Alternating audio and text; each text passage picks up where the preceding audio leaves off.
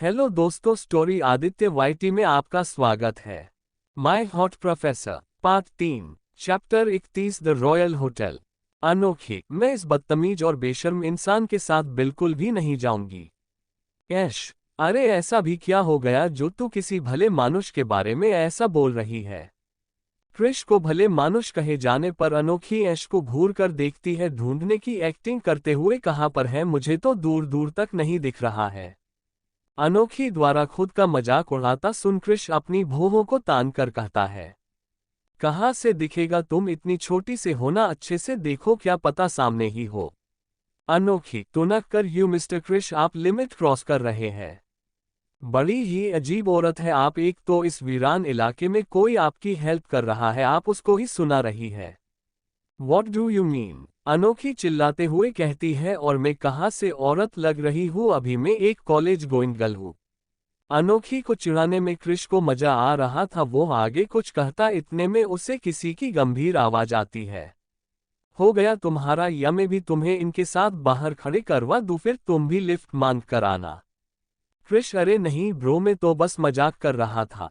ऐश अनोखी को मनाने में बिजी थी, उसने दूसरे शख्स की आवाज नहीं सुनी थी। क्रिश ऐश की तरफ देखकर कहता है, मिस ब्यूटीफुल, आप इससे ज्यादा समझदार है, जल्दी से डिसाइड कीजिए और समझाए। ऐसे जिद नहीं करते हैं, अपनी इस तीखी मिर्ची फ्रेंड को बताए, ऐसे वीरान जंगल में रुकना सेफ नहीं है। अनोखी चिकर कहती है, ऐश हम वेट करते हैं ना। नहीं। ऐश और ड्राइवर के समझाने पर अनोखी क्रिश के साथ जाने के लिए मान जाती है। ड्राइवर दोनों का लगेज अपनी कार से निकालकर क्रिश की कार की में रखने में बिजी हो जाता है। अनोखी अभी भी गुस्से में अपनी कार से सामान निकाल रही थी।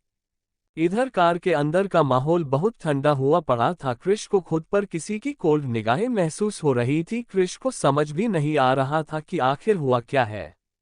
क्रिश हिचकिचाते हुए, क्या हुआ ब्रो, तू मुझे ये खा जाने वाली नजरों से क्यों देख रहा है? वो शख्स कुछ कहता, इतने में कार का गेट खुलता है। ऐश और अनोखी पीछे वाली सीट पर बैठ जाते हैं। ऐश क्रिश को ब्राइट स्माइल के साथ, चलिए मिस्टर क्रिश। मौसम में आए बदलाव के कारण ऐश और अनोखी दोनों को ठंड लग रही थी, पर हमारी ब्यूटी क्वीन के फैशन के आगे कुछ दिखता थोड़ी है। ऐश क्रिश को गाड़ी का हीटर चालू करने के लिए कहती है, इतने में ही उसे एक जोरदार छींक आ जाती है। वह अनोखी के कंधे पर थपथपा कर रुमाल मांगती है, तो आगे की पैसेंजर सीट पर बैठा शख्स उसे रुमाल देता है। ऐश जैसे ही रुमाल लेने के लिए अपने हाथ आगे बढ़ाती है, सामने बैठे शख्स को देखकर वह शॉक रह जाती है।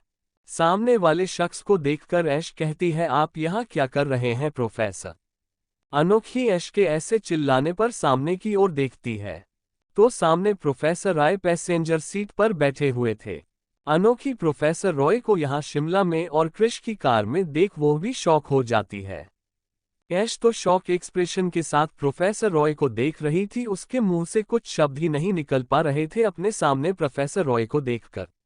अनोखी अपना गला साफ करते हुए कहती है, प्रोफेसर आप यहाँ शिमला में क्या कर रहे हैं? आकर्ष अपने वही सीरियस टोन में कहता है, तो मुझे कहाँ होना चाहिए था मिस लूथरा? मेरा वह मतलब नहीं था सर, लेकिन आपको यहाँ देखना अनएक्सपेक्टेड था, हमें उम्मीद नहीं थी कि आप हमें शिमला में मिलेंगे, और वह भी मिस्टर क्रिश की कार में। आकर्ष कुछ कहता कि इतने में ही क्रिश की आवाज आती है, वो क्या है ना मिस अनोखी, जैसे आप शिमला घूमने आए हैं ठीक वैसे ही हम दोनों भी घूमने आए हैं।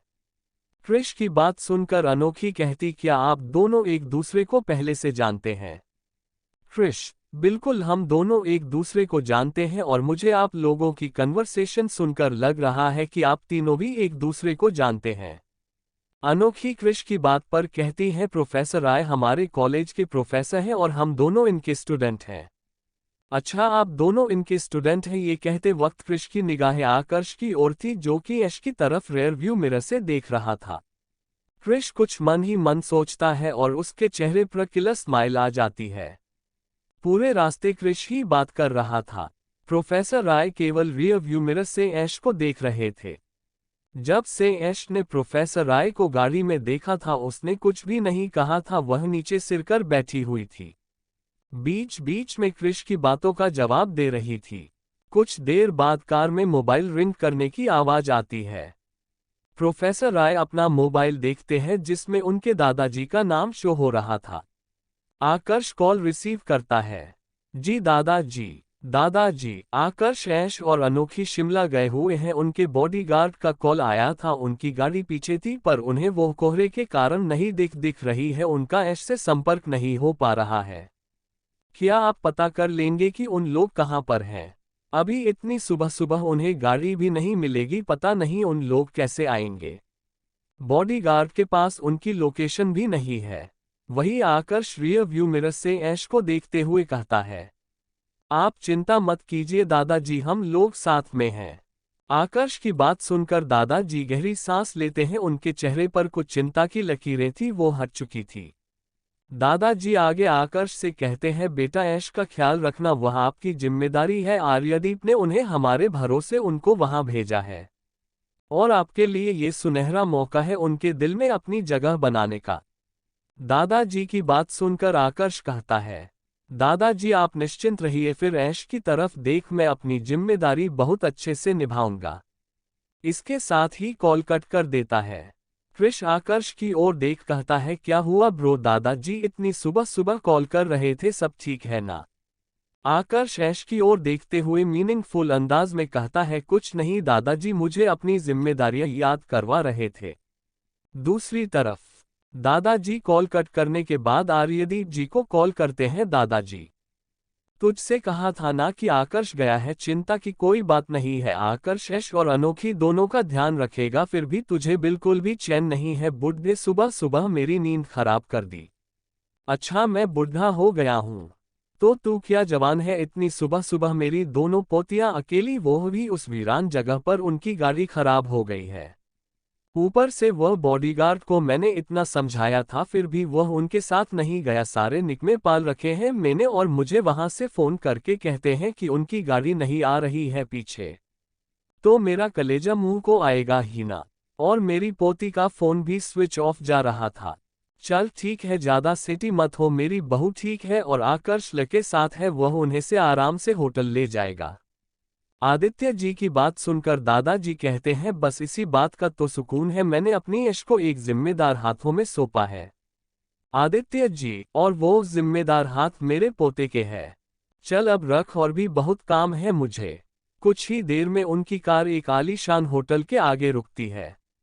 होटल को देखकर ऐश और अनोखी की आंखें फटी की फटी रह गई थी। होटल को निहारते हुए दोनों कार से उतरते हैं। क्रिश जब कार से उतरता है और अनोखी की ओर देखता है तो वह मुंह खोले होटल की खूबसूरती को निहारने में व्यस्त थी। क्रिश अनोखी को चिढ़ाने के अंदाज में कहता है, मुंह तो बंद कर लो आंटी, नहीं तो मक्खी घुस जाएगी। अनोखी को आंटी कहे जाने पर ऐश जोर जोर से हंसने लगती है। ऐश को हंसता देख हमारे हीरो जी उसे प्यार से निहारने में व्यस्त हो जाते हैं। अनोखी क्रिश को खा जाने वाली नजरों से देखते हुए कहती है, बदतमीज कही कि तुम्हें मैं कहाँ से आंटी दिख रही हूँ? बातें तो आंटी जैसी करती हो ना, लड़कियों वाले तो बिल्कुल भी गुण नहीं है तुम में। अनोखी गुस्से से झल्लाते हुए, तुमसे तो बात करना बेकार है, मैं भी कहाँ अपना दिमाग खपा रही हूँ। अनोखी दन दनाते हुए होटल के अंदर चली जाती है। ऐश जो कि लगातार हंसे जा रही थी, खुद को कंट्रोल कर क्रिश को थैंक यू कहकर बिना प्रोफेसर राय की तरफ ध्यान दिए अनोखी के पीछे चली जाती है। इतने में ऐश के बॉडीगार्ड्स आ जाते हैं और उनका सामान निकालते हैं। ऐश अनोखी का हाथ पकड़कर अंदर की ओर चली जाती है। जब ऐश और अनोखी अंदर जाते हैं तो उन्हें क्रिश और प्रोफेसर राय अपने पीछे आते दिखते हैं। ऐश अनोखी के कान में कहती है, ये दोनों हमारे पीछे पीछे क्यों आ रहे हैं? अनोखी जैसे ही ऐश की बात को सुनती है वह पीछे मुड़ के देखती है कि प्रोफेसर रॉय और क्रिश दोनों ही उन लोगों के पीछे थे। अनोखी क्रिश की ओर रुख करते हुए बोलती है, आप हमारे पीछे क्यों आ रहे हैं? क्या आप हमारा पीछा कर रहे हैं? क्रिश अनोखी की बात पर अपनी भौहों को तान कर, और आपको ऐसा क्यों लगता है मिस अनोखी कि मैं आपका ही पीछा कर रहा हूं? क्या ये होटल आपका है?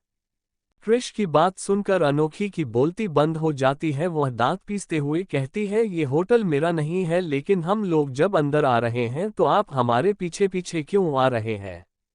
क्रिश अनोखी की बात का कुछ जवाब दे पता उसके पहले ही उन्हें एक मिडिल एज शख्स की आवाज आती है। आखिर आप आ ही गए बेटा, मुझे तो लगा यकीन नहीं हो रहा है। और आगे बढ़ प्रोफेसर रॉय को गले लगा लेते हैं। प्रोफेसर रॉय को उस मिडिल एज मैन से गले मिलते देख ऐश कहती है, दो पिछड़े यार मिल रहे हैं। मगर चुपके चुपके ऐश को इस सिचुएशन में भी कॉमेडी करता देख अनोखी उसके कंधे पर थप्पड़ मारती है। उस मिडल एज मैन को प्रोफेसर रॉय के साथ इतना मिलता जुलता देख और मिस्टर रॉय की वो स्माइल देख अनोखी और ऐश शॉक रह जाते हैं, क्योंकि प्रोफेसर रॉय का ये रूप उन्होंने पहली बार देखा था। जो प्रोफेसर कभी हंसते नहीं थे, किसी से ज्यादा बात नहीं करते थे, वह उस मिडिल एज इंसान से बड़े हंस हंसकर बातें कर रहे थे।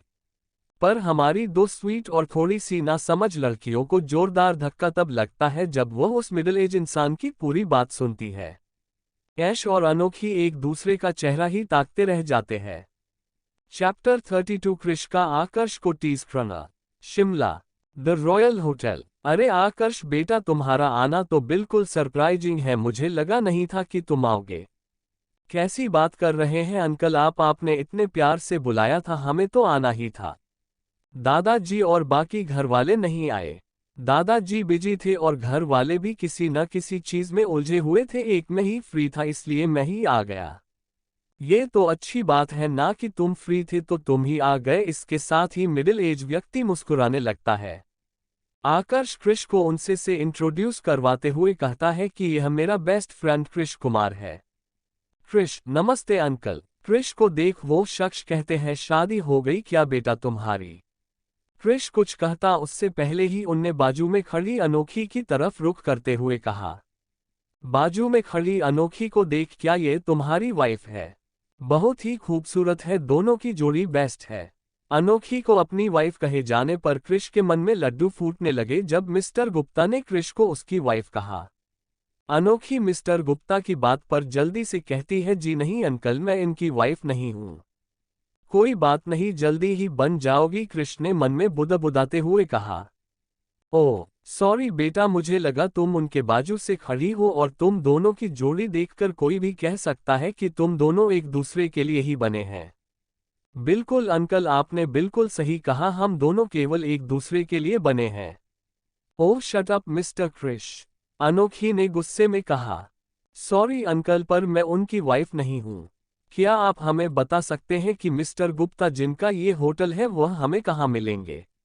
वह व्यक्ति जो कि स्वयं मिस्टर गुप्ता थे वह अनोखी की बात पर कहते हैं, और बेटा आप उनको क्यों ढूंढ रही हैं?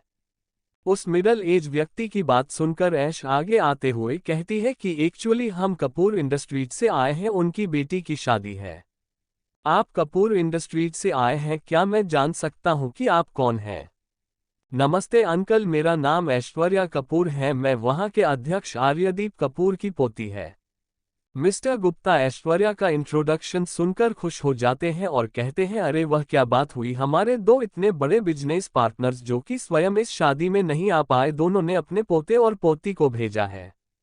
मिस्टर गुप्ता की बात सुनकर ऐश न समझी मैं कहती है, सॉरी अंकल, पर मेरे दादाजी का कोई पोता नहीं है, हम दो बहनें हैं बस।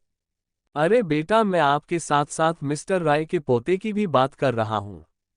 मिस्टर गुप्ता की बात सुनकर ऐश कहती है कि क्या आप ही मिस्टर गुप्ता है? हाँ बेटा, मैं ही मिस्टर गुप्ता हूँ, मैंने ही आप लोगों को इनवाइट किया है। ऐश क्रिश और प्रोफेसर राय की तरफ देखते हुए, क्या प्रोफेसर राय भी इसी शादी में आए हैं? हाँ हाँ बिल्कुल, क्यों नहीं आएंगे, आप दोनों ही हमारे इतने बड़े बिजनेस पार्टनर हो। आप कपूर इंडस्ट्रीज की तरफ से आए हैं, ये रॉय इंडस्ट्रीज की तरफ से आए हुए हैं। ये गिरा विकेट दोनों हीरोइन का tears of Joy, tears of Joy, tears of Joy, tears of Joy, tears of Joy, tears of Joy, tears of Joy. जैसे ही ऐश और अनोखी ने मिस्टर गुप्ता की पूरी बात सुनी, दोनों शॉक हो जाती हैं। कहाँ दोनों ने उन लोगों से बचने के प्लान बनाए थे और कहाँ दोनों उन्हीं के बीच फंस गई।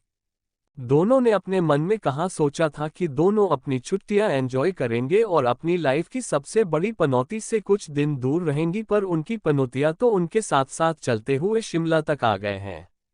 मिस्टर गुप्ता की बात सुनकर ऐश खिसियानी हंसी हंसते हुए कहती है, हाँ हाँ हाँ हाँ ये तो है। अंकल, क्या आप बता सकते हैं कि हम लोगों को ठहरना कहाँ है? ऐश ने मिस्टर गुप्ता से कहा।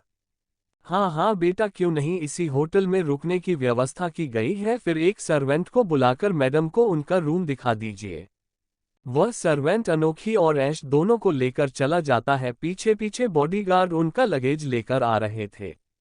ऐश और अनोखी को दो अलग अलग रूम दिए गए थे। ऐश अपने रूम में चली जाती है। अनोखी अपने रूम में ना जाकर ऐश के ही रूम में जा उसके बेड पर लेटते हुए कहती है, यार ऐश, जिससे बचने के लिए मैं इतनी दूर आई वह पनौती तो मेरा पीछा ही छोड़ने का नाम नहीं ले रहा है। हाँ यार, मैं भी, मुझे कुछ समझ में नहीं आ रहा है। फिर अनोखी की बात है उसके मन में क्लिक करती है। एक मिनट, तू कौन सी पनौती से पीछा छुड़ाने के लिए इधर आई थी? अनोखी ऐश की ओर देखते हुए कहती है, ये जो तुम्हारे क्रिश है ना भले मानुष, यह वही डेट वाला बंदा है जिसने मुझे किस किया था, बेशर्म इंसान। अनोखी की बात पर है ऐश जोर जोर से हंसने लगती है और कहती है, यार कितना क्यूट तो है वह, तू उसके बारे में ऐसा क्यों बोल रही है? तूने अभी उसे देखा नहीं है? भूखे भेड़िए के जैसे मेरे ऊपर झपटा मारता रहता है और तुझे कहाँ से वह अच्छा और इनोसेंट देख रहा है? अभी तूने सिर्फ उसकी शराफत देखी है, किसी दिन बेशर्मी देखेगी ना तो कहेगी कि सच में ये कितना बेशर्म है। ऐश, मुझे नहीं देखनी किसी की बेशर्मी, पर तू ये बता कि तू किससे बचने के लिए शिमला आई थी? मुझसे तो सब कुछ पूछ लिया। ऐश गहरी सांस लेकर कहती है, मैं प्रोफेसर राय से बचने के लिए शिमला आई थी। अनोखी अपनी कोहनियों को मोड़ अपने दोनों हाथों को चेहरे पर रखकर ऐश की ओर देखते हुए कहती है, मिस्टर राय से? पर क्यों, उन्होंने ऐसा क्या कर दिया? अनोखी की बात सुनकर ऐश मानस के प्रपोजल के बाद जब मिस्टर राय ने उसे कैबिन में बुलाया था और जो भी उन दोनों के बीच हुआ वह सब कुछ अनोखी को बता देती है। ओ माय गॉड ऐश, मुझे लगा नहीं था कि प्रोफेसर रॉय ऐसा कुछ करेंगे। वही तो बात है ना, अनोखी में भी शॉक रह गई थी उनके एक्शन से। अनोखी, उन्हीं की वजह से तू उस दिन कॉलेज से जल्दी चली गई थी बिना मुझे अपने साथ लिए। और नहीं तो क्या यार, मुझे तो कुछ समझ में नहीं आ रहा था मैं कैसे रिएक्ट करूं। मैं बस उनसे फ्लटिंग में हंसी मजाक करती थी, बट उन्होंने ऐसा किया तो मुझे बिलीव नहीं हुआ कि क्या हो गया मेरे साथ।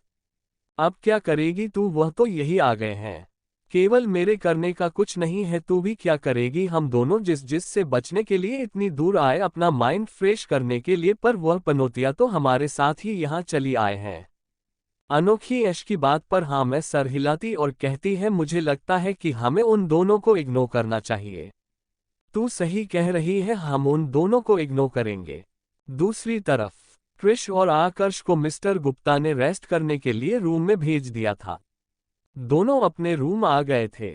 आकर्ष अपने कपड़े चेंज करने के लिए बाथरूम में चला जाता है। जब वह फ्रेश होकर रूम में आता है तो उसके बिस्तर पर क्रिश बेग तरीके से लेटा हुआ था। आकर्ष क्रिश को अपने बिस्तर पर बेग तरीके से लेते देख उसे अपनी कोल्ड निगाहों से देखता है और कहता है, क्या तुम्हारे पास खुद का रूम नहीं है जो तुम मेरे रूम में पड़े हुए हो? बिल्कुल है ना ब्रो, बट मुझे वहां अकेले रहने में मजा नहीं आ रहा। क्या बोलते हो, क्या मैं यहीं पर शिफ्ट हो जाऊं? इसकी कोई जरूरत नहीं है, तुम्हें जो रूम दिया गया है वहीं रहो। खबरदार, जो 2 बार तुमने मेरे रूम में शिफ्ट होने की बात की तो। ओह ब्रो, आज तुझे हो क्या गया है? मैं देख रहा हूं तू मेरे से चिड़ा सा घूम रहा है।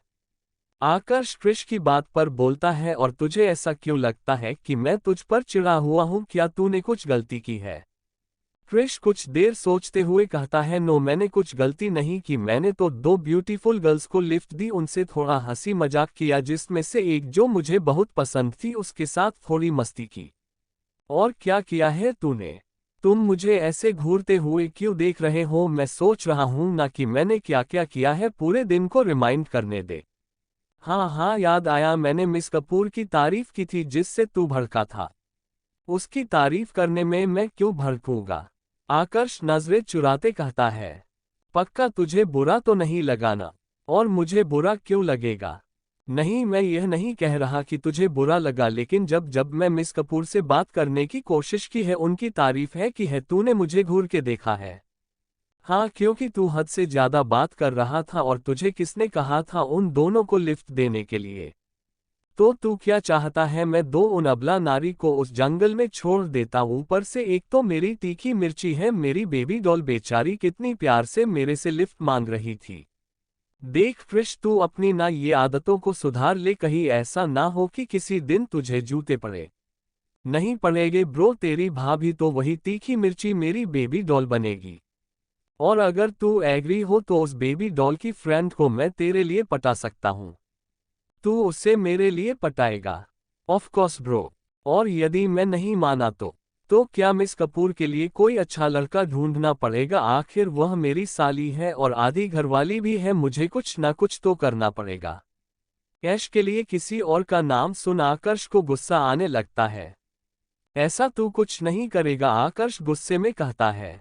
ठीक है बाबा, नहीं करूंगा अगर तू एग्री हो रहा है तो। ये जो सब तू मुझे बोल रहा है एक बार उसके सामने बोलकर बता, फिर बताता हूं मैं तुझे। अरे ब्रो, उनको बीच में क्यों लाना? ये तो तेरे मेरे बीच की बात है ना, अपन दोनों उनको सेट कर शादी कर लेंगे।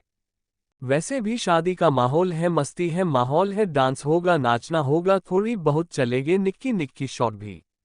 मुझे ऐसा क्यों लग रहा है कि मैंने तुझे लाकर बहुत बड़ी गलती कर दी है। नो ब्रा, तूने मुझे शिमला लाकर मेरी जिंदगी का बेस्ट गिफ्ट दिया है, क्योंकि यहाँ मेरी हूर परी, मेरी तीखी मिर्ची, मेरी प्यारी सी बेबी डॉल है। मैं तो उसके घर जाने का प्लान कर रहा था, लेकिन जब तूने बोला तो मैं अपने बुझे हुए मन से रेडी हुआ था। लेकिन जब आज सुबह मैंने मेरी बेबी डॉल को इतने प्यार से लिफ्ट मांगते हुए देखा तो मेरा दिल मेरे मुंह को आ गया। क्या है ये, सुबह सुबह क्या नज़ारा देख लिया मैंने। क्रिश को अपने में ही बड़बड़ाता सुन आकर उसे वैसे ही छोड़कर रूम से बाहर निकल जाता है। क्रिश जो कि खुद में ही बड़बड़ाए जा रहा था, आकर्ष को वहां न देख कहता है ये कहाँ चला गया। क्रिश आकर्ष के रूम से बाहर आकर कहता है मुझे मेरी बेबी डॉल का रूम देखना पड़ेगा। आखिर उसका रूम है कहाँ पर? क्या वह दोनों साथ में रूम शेयर कर रहे हैं? इसके साथ ही क्रिश नीचे रिसेप्शनिस्ट की ओर चला जाता है। चैप्टर 33 क्रिश अनोखी के रूम में। The royal hotel. क्रिश नीचे रिसेप्शनिस्ट के पास आता है और उसे फ्लर्टिंग टोन में कहता है, हेलो मिस ब्यूटीफुल। खुद के लिए ब्यूटीफुल सुनकर रिसेप्शनिस्ट सिर ऊपर कर देखती है। रिसेप्शनिस्ट अपने सामने खड़े एक टॉल एंड हैंडसम लड़के को देख उसका चेहरा खुशी से भर जाता है और उसकी खुशी में चार चांद तब लगते हैं जब वो उसे ही देख रहा था। रिसेप्शनिस्ट जो कि क्रिश को देखकर उसे निहारने लगती है। क्रिश अपने हाथ को रिसेप्शनिस्ट के आगे वेव करते हुए कहता है, हेलो मिस ब्यूटीफुल, क्या आप सुन रही है? क्रिश के द्वारा खुद को दोबारा ब्यूटीफुल कहे जाने पर रिसेप्शनिस्ट के गाल लाल हो जाते हैं और वह हल्का सा शर्माते हुए कहती है, जी सर कहिए। रिसेप्शनिस्ट को अपने जाल में फंसता देख क्रिश फ्लर्टिंग टोन में कहता है, hello myself Krish Kumar. क्या मैं आपका नाम जान सकता हूं मिस ब्यूटीफुल? रिसेप्शनिस्ट हल्का शर्माते हुए, सर मेरा नाम टीना है, मैं आपकी क्या हेल्प कर सकती हूँ सर? मिस टीना, एक आप ही है जो मेरी मदद कर सकती हैं। कहिए ना सर, क्या मदद चाहिए? मैं पूरी कोशिश करूंगी आपकी मदद करने की। वह एक्चुअली क्या है ना कि मिस्टर गुप्ता के यहाँ शादी में जो गेस्ट आए हुए हैं उनमें एक मेरी फ्रेंड है जो कि हम सभी दोस्तों से नाराज हो गई हैं। तो हम सभी दोस्तों ने मिलकर उन्हें सरप्राइज देने का प्लान बनाया है और हम उन्हें उनके कमरे में सरप्राइज देना चाहते हैं। तो क्या आप उनका रूम बताने मेरी मदद कर सकती है? प्लीज आंखों को टिमटिमाते हुए। क्रिश की इतनी सेडिक्टिव वे में प्लीज कहने पर रिसेप्शनिस्ट और ज्यादा ब्लश करने लगती है और कहती है, मैं चेक करके बताती हूँ सर। क्या आप मुझे उनका नाम बता देंगे? मिस टीना, उनका नाम है अनोखी लूथरा। एक मिनट सर, मैं चेक करके बताती हूँ। सर उनका रूम ठीक आपके बगल में है, रूम नंबर है 102। Oh thank you miss Tina, how sweet you are. Most welcome sir. फिर आइएगा, टीना ने अपने बत्ती सी चमकाते हुए क्रिश से कहा। क्रिश टीना को एक आई विंक करते हुए वहां से चला जाता है। क्रिश लिफ्ट में आकर कहता है, तो मिस अनोखी आप मेरे ही रूम के बाजू में है, बताओ भगवान भी चाहते हैं कि हम दोनों एक दूसरे से ज्यादा दूर ना रहे, इसलिए हमारे रूम एक दूसरे कितने करीब हैं। टंग आउट टंग आउट टंग आउट टंग आउट, हा हा हा हा। इंतजार करिए मेरा मेरी बेबी डॉल, आज तुम्हें तुम्हारे रूम में बहुत बड़ा सरप्राइज जो मिलने वाला है। दूसरी तरफ कपूर विला। सभी लोग डाइनिंग टेबल पर बैठे नाश्ता कर रहे थे। दादी माँ, क्या आपने ऐश और अनोखी को कॉल किया? उन लोग सही से पहुंच गए कि नहीं? दादाजी, हाँ सुमन जी, फोन कर चुका हूं मैं, लेकिन आपकी प्यारी पोती ने अभी तक फोन करके बताया नहीं है कि वो पहुंच गए हैं। और वहां जाते साथ ही अपनी मनमानियां करने लगी है। ऐसा क्या कर दिया मेरी पोती ने जो आप हाथ धोकर सुबह सुबह उसके पीछे ही पड़ गए हैं? ये बोलिए क्या नहीं किया है? बॉडीगार्ड को परेशान करके रखा है, उनको अलग कार में भेजकर खुद दूसरी कार में आई है और आगे जाकर उनकी कार खराब हो गई। मेरी पोती ऐसा कुछ नहीं करेगी, जरूर आपकी बॉडीगार्ड की गलती रही होगी। हाँ सुमन जी, आपकी पोती की कहाँ गलती होती है, सारी गलती तो दूसरों की होती है। आप और आपकी पोती हमेशा सही होती है। दादी माँ दादाजी को खा जाने वाली नजरों से घूरते हुए कहती है, अब आप ज्यादा ना बोले, चुपचाप अपना नाश्ता करें। आशी दोनों का कन्वर्सेशन सुनकर मंद मंद मुस्का रही थी। दादी माँ उसके तरफ देखते हुए कहती है, और तुम चुपचाप अपना नाश्ता करो और स्कूल जाओ, आज लेट नहीं हो रहा है क्या तुमको? आशी दादी माँ की बात सुनकर कहती है, मैंने क्या किया है, मैं जा ही रही हूँ दादी माँ, लेकिन आप दोनों इस उम्र में इतना लड़ते क्यों हैं? दादाजी आशी की बात सुनकर कहते हैं कि मैं क्या ही बताऊं बेटा, सारी उम्र निकल गई तुम्हारी दादी के साथ झगड़ा करते करते, पर तुम्हारी दादी को समझ में कहाँ आता है कि मेरे साथ प्यार से रहे। दादी माँ दोनों को घूर कर देखते हुए कहती है, आप दोनों जल्दी नाश्ता करो वरना आज की रात आपको बाहर गार्डन में बितानी पड़ सकती है। दादी माँ की धमकी को सुनकर दोनों चुपचाप अपना नाश्ता जल्दी जल्दी फिनिश करने लगते हैं। द रॉयल होटल, ऐश का रूम। दोनों सहेलियां जब अपना दुख बताकर थक जाती हैं तो वहीं बेड पर लेट जाती है। कुछ देर बाद, ठीक है तू फ्रेश हो जा, मैं अपने रूम में जा रही हूँ फ्रेश होने। ऐश अनोखी की बात पर हाँ में सर हिलाती है। ऐश को बाय कर अनोखी अपने रूम की ओर निकल जाती है। अनोखी का रूम। अनोखी अपने रूम में आती है तो देखती है उसका सामान वैसे ही बेड के ऊपर रखा हुआ है। सबसे पहले वह अपने कपड़े सूटकेस से निकलती है।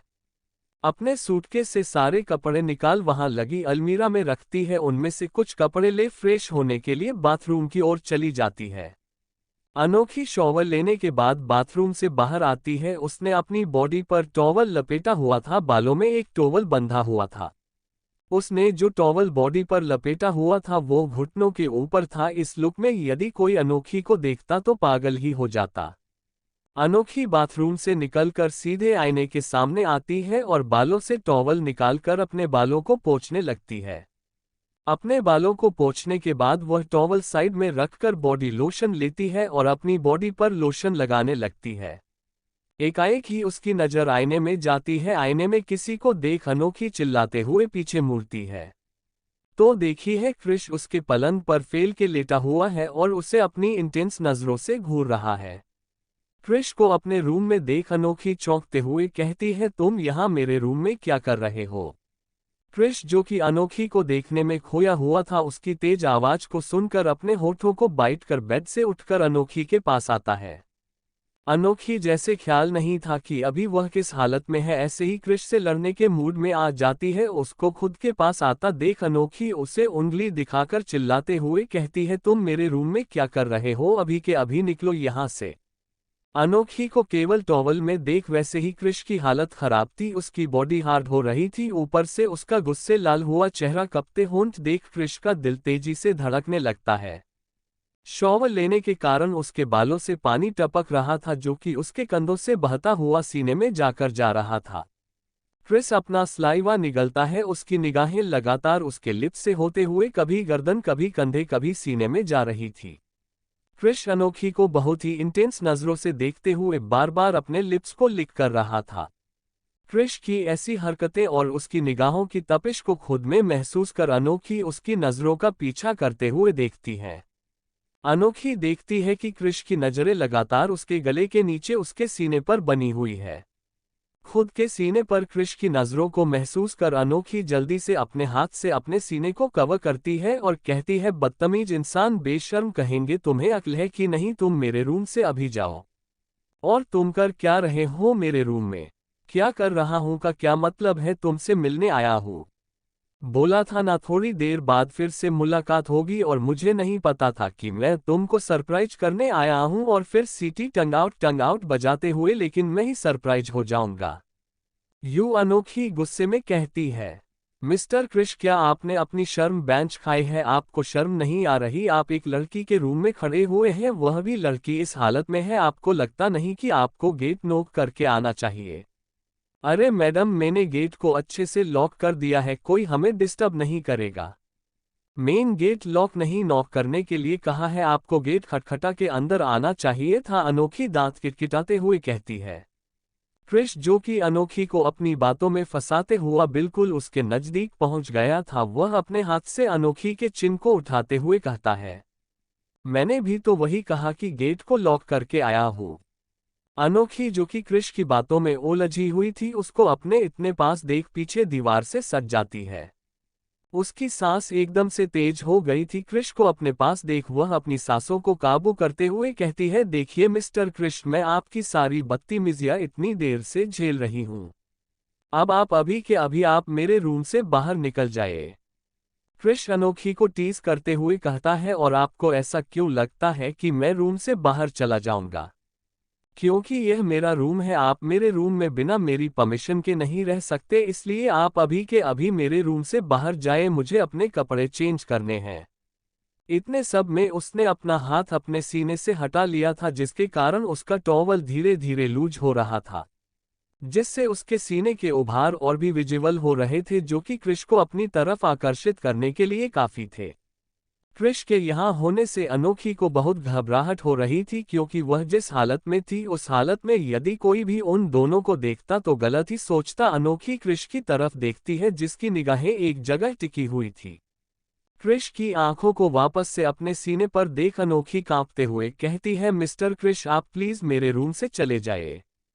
क्रिश अनोखी की बात का कोई जवाब नहीं देता और अपने कदम धीरे धीरे अनोखी की तरफ बढ़ाने लगता है। अनोखी अपने टॉवल को संभाल अपनी बॉडी को कवर करने की कोशिश करने लगती है। क्रिश अनोखी के बिल्कुल पास आ जाता है। अनोखी क्रिश से बचने के लिए साइड से निकलने की कोशिश करती है। क्रिश अनोखी के अगले मूव को ऑब्जर्व कर जल्दी से उसका हाथ पकड़ अपनी ओर खींचता है। क्रिश के खींचे जाने पर अनोखी क्रिश के हाथ सीने से टकराती है, जिससे अनोखी के उभार क्रिश को अपनी चेस्ट पर फील होते हैं।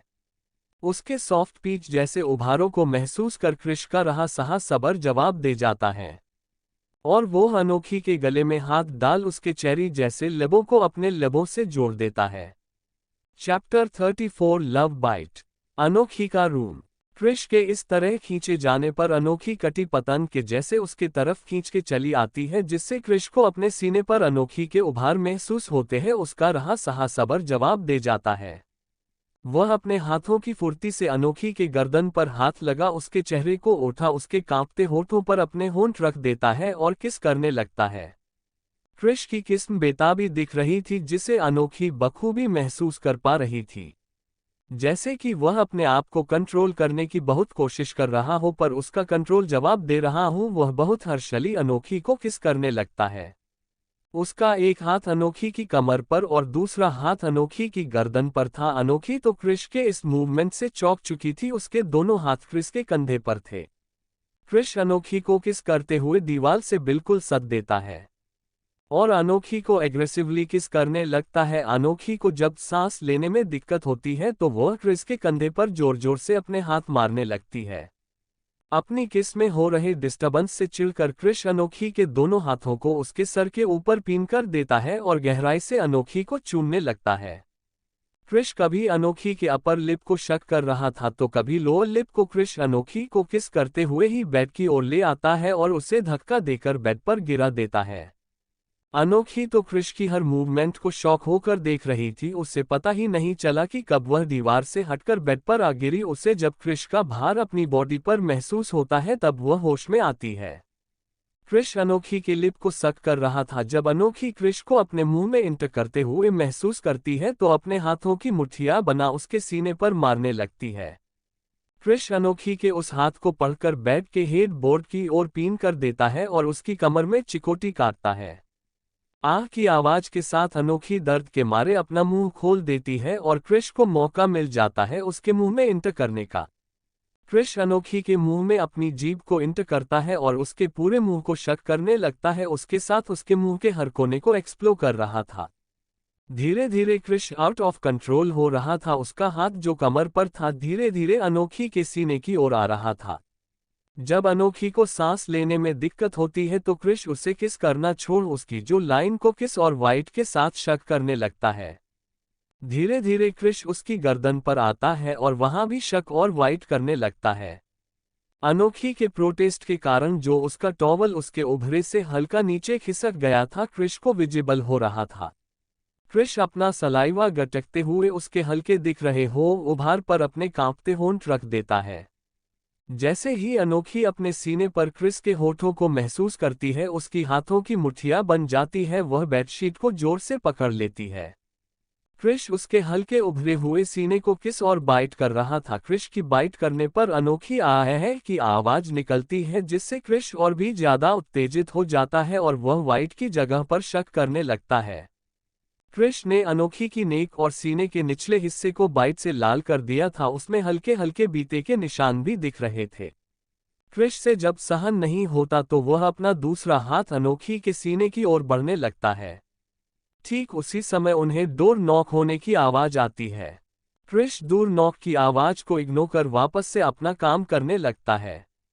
अनोखी, जिसे कुछ समझ ही नहीं आ रहा था, वह डोर नॉक की आवाज जैसे ही सुनती है क्रिश को खुद से दूर करने लगती है। काफी देर कोशिश के बाद भी क्रिश उससे दूर नहीं होता तो वह रोने लगती है।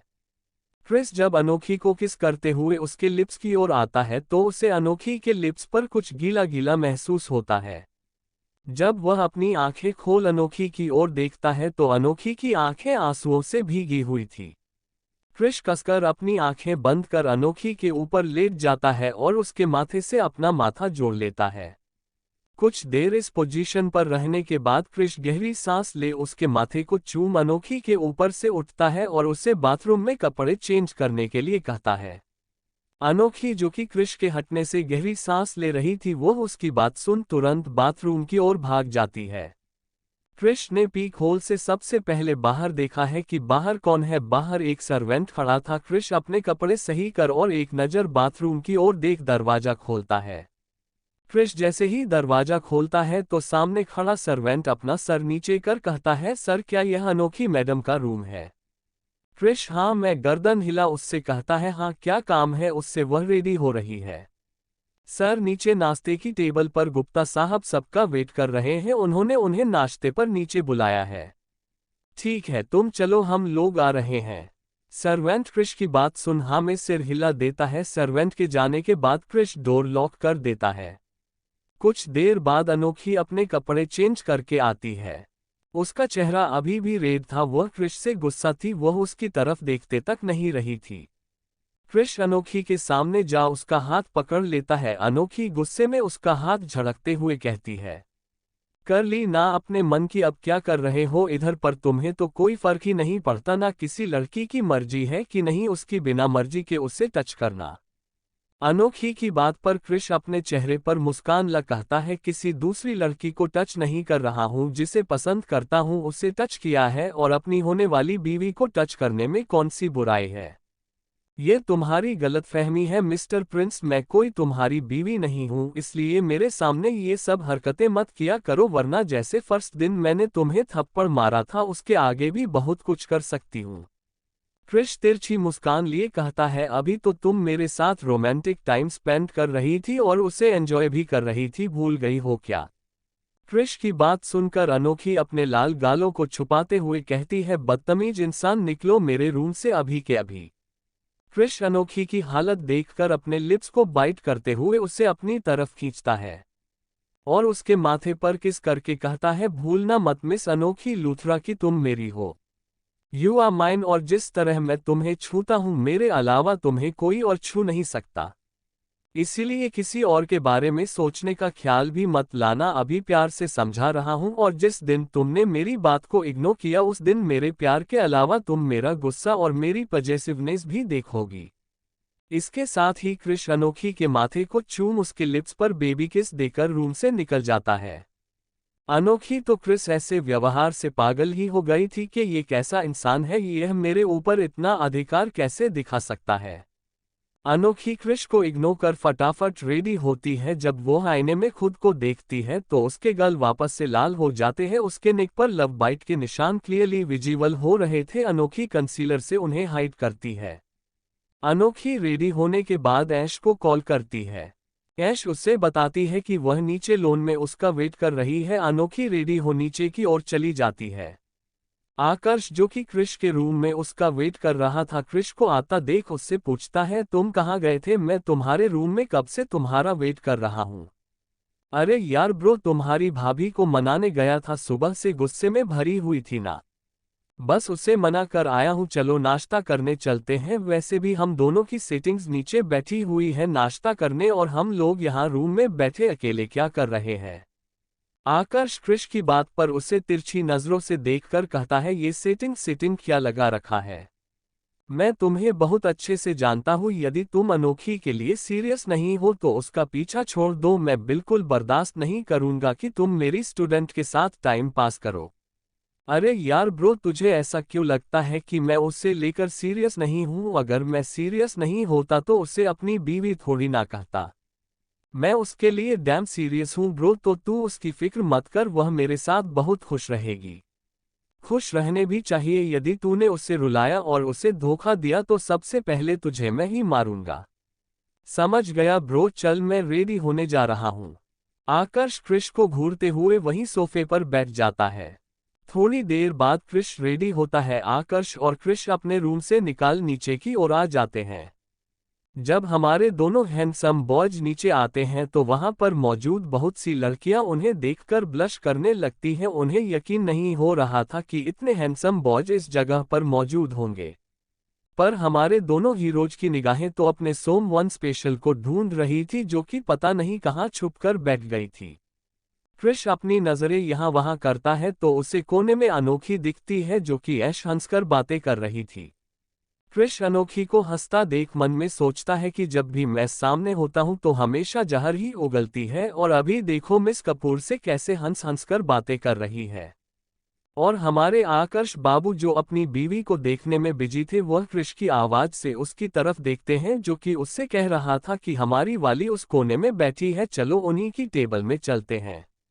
आकर्ष क्रिश की बात पर हाँ में सर हिला देता है। अनोखी और ऐश की टेबल की हो चल देता है। ऐश और अनोखी दोनों अपनी बातों में मशगूल थे जब उन्हें किसी के जोर से चिल्लाने की आवाज आती है। जब दोनों सामने साइड देखती है तो एक लड़की जोर से चिल्लाते हुए आगे भाग जा रही थी। अनोखी और ऐश उस लड़की को देखती हैं कि वह किस दिशा में भाग रही है, तो सामने आकर्ष और क्रिश खड़े हुए थे और वह लड़की उन्हीं की तरफ भागते हुए आ रही थी। अनोखी और ऐश को लग रहा था कि वह लड़की जरूर क्रिश के पास जाएगी, पर उनकी सोच को विराम जब लगता है जब वह लड़की सीधे प्रोफेसर आय के पास जा उन्हें गले से लगा लेती है। Chapter 35 jealousy the royal hotel. Krish और आकर्ष रेडी होकर अपने रूम से नीचे लॉन की ओर आ जाते हैं। आकर्ष जिसकी नजरें अपनी प्यारी बीवी को ढूंढ रही थी, वह चारों तरफ ऐश को देखता है तो उसे कोने की एक टेबल में ऐश और अनोखी बैठी दिखती हैं। ठीक उसी समय कृष्ण ने भी अनोखी को देख लिया था, इसीलिए वह आकर्ष से कहता है कि दोनों उस तरफ बैठी हैं, चलो हम भी वही चलते हैं। कृष्ण की बात पर आकर्ष हाँ में सर हिला कृष्ण के साथ ऐश और अनोखी की ओर बढ़ जाता है। आकर्ष जैसे ही आगे बढ़ता है, ठीक उसी समय कोई उसके सीने से आ लगता है। आकर्ष को समझ नहीं आया कि अचानक से क्या हुआ। आकर्ष की नजरें ऐश की ओर जाती हैं, जो कि उसे ही गुस्से से घूर रही थी। अपनी बीवी की ऐसी घूरती नजरों को महसूस कर आकर्ष अपना सिर नीचे कर देखता है तो एक गोरी सी मॉडर्न कपड़ों में लड़की उसके गले लगी हुई है। वह उस लड़की को कंधे से पकड़ खुद से दूर करता है। आकर्ष ने गुस्से में कहा, how dare to touch me. Aakarsh को गुस्से में देख उसकी मुस्कान गायब हो जाती है, जो आकर्ष को यहाँ देखकर फूले नहीं समा रही थी। वह उसे गुस्से में इस तरह चिल्लाते देख वह लड़की घबराते हुए कहती है कि प्रोफेसर आपने मुझे पहचाना नहीं क्या। आकर्ष जिसकी नजरें लगातार ऐश के ऊपर बनी हुई थी, वह उस लड़की की बात पर उसे देखता है और कहता है, सॉरी मिस, पर मैंने आपको नहीं पहचाना और आप इस तरीके से कैसे बिहेव कर रहे हैं। वह लड़की आकर्ष की बातों से थोड़ी मायूस हो जाती है और कहती है, सर मैं आपकी स्टूडेंट हूँ, शायद आपने मुझे पहचाना नहीं है। मेरा नाम आस्था गुप्ता है। 2 साल पहले ही मैंने अपना ग्रेजुएशन कंप्लीट किया है और आपके अंडर में रहकर ही मैंने पढ़ाई की है। आप मुझे भूल गए क्या? मैं आपकी ब्रिलियंट स्टूडेंट में से एक थी। आस्था की पूरी बात सुनने के बाद आकर्ष को याद आता है और वह कहता है, जी मिस आस्था, मैं आपको पहचान गया। आकर्ष की बात सुनकर जो मायूसी आस्था के चेहरे पर आ गई थी वह खुशी में बदल जाती है और वह आकर्ष का हाथ पकड़ते हुए कहती है, प्रोफेसर मैं आपको यहाँ देखकर बहुत खुश हुई हूँ, मुझे लगा नहीं था कि आप यहाँ आएंगे। आस्था के जबरदस्ती चिपकने पर आकर्ष आस्था को घूरते हुए कहता है, बिहेव योरसेल्फ मिस आस्था, क्या आप थोड़ा दूर रहकर बात नहीं कर सकती हैं? आकर्ष की बात सुन आस्था उसका हाथ छोड़ देती है। ऐश जो कि आकर्ष और उस लड़की को देख रही थी, उन दोनों को इतने पास देख उसका खून जलने लगता है। वह अपने हाथ में पकड़े हुए चम्मच को जोर से प्लेट पर पटक देती है। अनोखी जो कि ऐश के सामने बैठी थी, ऐश के एक्सप्रेशन देख उसके चेहरे पर हल्की स्माइल आ जाती है। वह अनोखी को टीजिंग वे में कहती है, क्या हुआ है ऐश, तुम इतनी गुस्से में क्यों लग रही हो? तुम्हें देख नहीं रहा है वह लड़की प्रोफेसर से कैसे चिपक रही है और प्रोफेसर उसको कुछ नहीं बोल रहे हैं।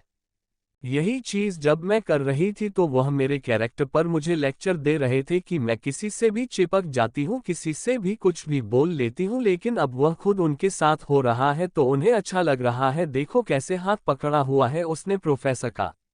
अनोखी ऐश को देखते हुए हल्की स्माइल के साथ कहती है, अरे उन लोगों को देखकर ऐसा कुछ लग नहीं रहा है। अभी अभी उस लड़की ने क्या कहा, वह प्रोफेसर की पुरानी स्टूडेंट है तो जाहिर सी बात है इतने टाइम बाद अपने प्रोफेसर को देखकर एक्साइटेड हो गई होगी। सिंपल। अरे तो ऐसा भी क्या एक्साइट होना कि गले ही पड़ जाओ, और तू तो चुप ही रह, क्रिश के गले कोई पड़ी नहीं है इसलिए तुम मुझे ऐसे बोल रही है। अभी क्रिश के पास कोई जाएगा ना, तब तेरे एक्सप्रेशन देखती हूँ। ओह हेलो मैडम, ये आपकी गलतफहमी है। मुझे उस बंदर से कोई फर्क नहीं पड़ता है, समझी न, चाहे उसके आगे पीछे 4-5 बंदरियां रहे मेरी बाला से, बस मुझसे दूर रहना चाहिए वो। अनोखी जो कि ऐश को ये सब बोल रही थी, जब देखती है कि क्रिश के पास एक लड़की खड़ी है जो उससे हाथ मिला रही है तो उसके मुंह से जूस बाहर आ जाता है। वो क्रिश को अपनी तिरछी आंखों से घूरने लगती है। ऐश को अनोखी को देख रही थी, धीरे से कहती है, अब जली ना मैडम की। आकर्ष और क्रिश अपने सामने खड़ी दो देवियों को देख मन ही मन चिढ़ रहे थे, क्योंकि उन्हें जल्द से जल्द ऐश और अनोखी के पास पहुंचना था, पर दोनों लड़कियां आकर्ष और क्रिश को छोड़ने का नाम नहीं ले रही थी। आस्था के बाजू में एक लड़की खड़ी थी जिसने कुछ ज्यादा ही रेलिवेंट क्लॉथ पहने थे। कुल मिला के मेकअप की दुकान थी जिसका नाम लीजा था। उसकी नजरें लगातार क्रिश पर बनी हुई थी। वह आस्था की कंधे पर हाथ रखते हुए कहती है, आस्था मुझे नहीं मिलाऊंगी इनसे। लिजा की बात पर आस्था बड़ी खुशी से उसे कहती है, लिजा इनसे मिलो, यह है प्रोफेसर आई, यह मेरे प्रोफेसर थे। 2 साल पहले ही मैंने उस कॉलेज को छोड़ा है पर कभी प्रोफेसर को भूल नहीं पाए। कुछ था आस्था की आंखों में जिसे लिजा बखूबी समझ रही थी। फिर क्रिश की ओर रुख करते हुए कहती है, सॉरी पर मैंने आपको नहीं पहचाना, क्या प्रोफेसर आय के भाई हैं? क्रिश जो कि आकर्ष के साथ खड़ा हुआ था आस्था की बात पर बोलता है, जी नहीं, मैं इनका बेस्ट फ्रेंड हूं, my name is Krish Kumar. Liza जिसे क्रिश में इंटरेस्ट था वह क्रिश से हाथ मिलाते हुए कहती है, hello mister Krish, my name is Lisa. Krish Leela से हाथ मिलाता है तो उसकी नजरें अनोखी पर जाती है जो कि उन्हें खा जाने वाली नजरों से घूर रही थी। अनोखी द्वारा खुद घूरता देख क्रिश के मन में ख्याल आता है और वह लीजा से कहता है, मिस लीजा आजकल के इस जमाने में हाथ मिलाना थोड़ा कैजुअल नहीं है। जैसे आपकी फ्रेंड आस्था ने मेरे फ्रेंड को गले लगाया वैसे क्या आप मुझे गले नहीं लगाएंगी? आकर्ष जिसने क्रिश की बात सुनी उसकी भौहें तन जाती है। क्रिश की बात सुनकर लीजा की तो जैसे लॉटरी निकल गई थी।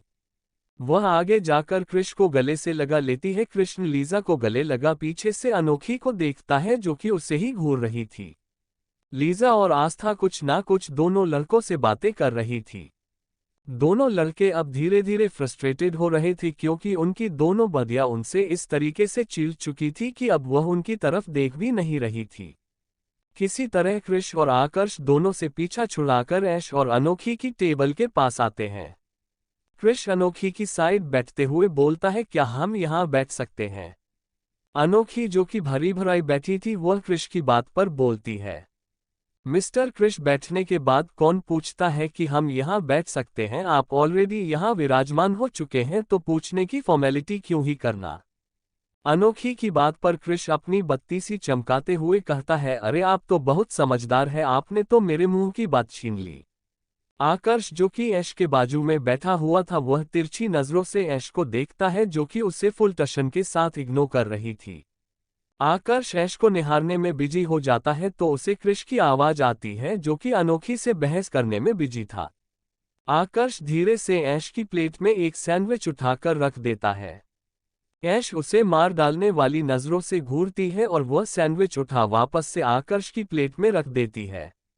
आकर्ष अपनी भारी आवाज में कहता है, मिस कपूर यदि कोई खाने को दे तो चुपचाप खा लेना चाहिए। ऐश अपने फुल फॉर्म में आते हुए कहती, और आपको ऐसा क्यों लगता है कि आपका दिया हुआ खाना मैं टेस्ट भी करूंगी? मेरा दिया हुआ तो बहुत कुछ आप टेस्ट कर चुकी हैं। उसकी बातों को सुनकर ऐश का चेहरा लाल हो जाता है। वो आकर्ष की बातों का मीनिंग बहुत अच्छे से समझ रही थी, इसलिए वह अपना सिर नीचे कर लेती है। ऐश जो शर्माने में बसी थी उसे दो लोगों की आवाज आती है, हम भी आपको ज्वाइन कर ली प्रोफेसर, जिसको सुनकर ऐश और अनोखी का चेहरा गुस्से से भर जाता है। Chapter 36 new entry. आकर्ष और क्रिश जैसे ही अनोखी और ऐश की टेबल पर आते हैं दोनों उनसे मुंह मोड़कर अपना खाना खाने लगती हैं। क्रिश अनोखी के पास बैठ मजाकिया ढंग से कहता है, क्या हम यहाँ बैठ सकते हैं मिस अनोखी?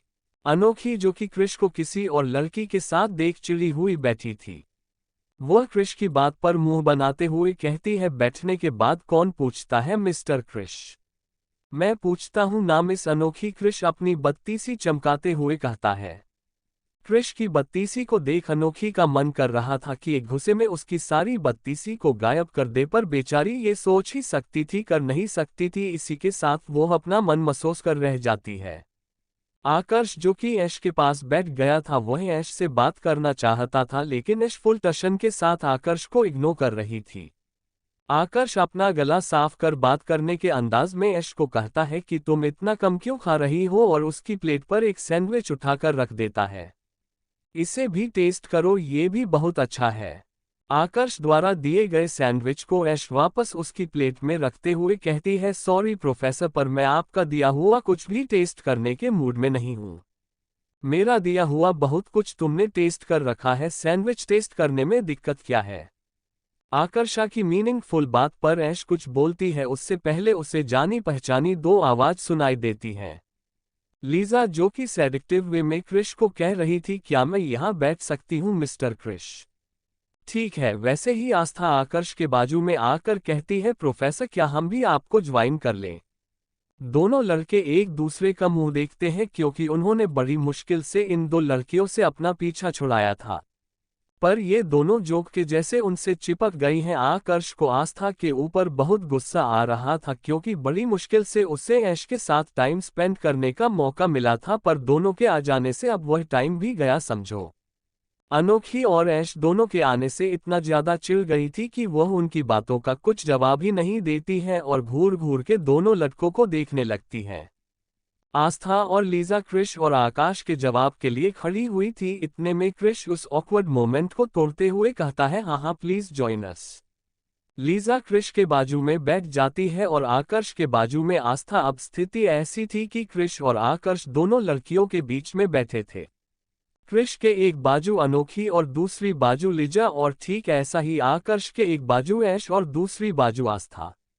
शादी में आए और लड़के नाश्ता करने आए हुए थे, वह उन दोनों लड़कों को देख देख कर जलन के मारे मरे जा रहे थे क्योंकि उनसे एक नहीं पट रही थी और यहाँ उन नए लड़कों ने दो दो पटा कर रखी थी। शादी में आए हुए लड़कों में से ज्यादातर की नज़र अनोखी और ऐश पर थी और वह दोनों ही उन नए लड़कों के पास बैठी हुई थी।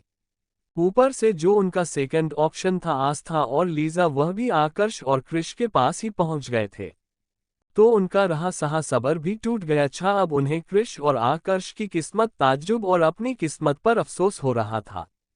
क्या आप दोनों प्रोफेसर और मिस्टर क्रिश के साथ आई हुई है? आस्था ने अनोखी और ऐश की तरफ देखते हुए पूछा।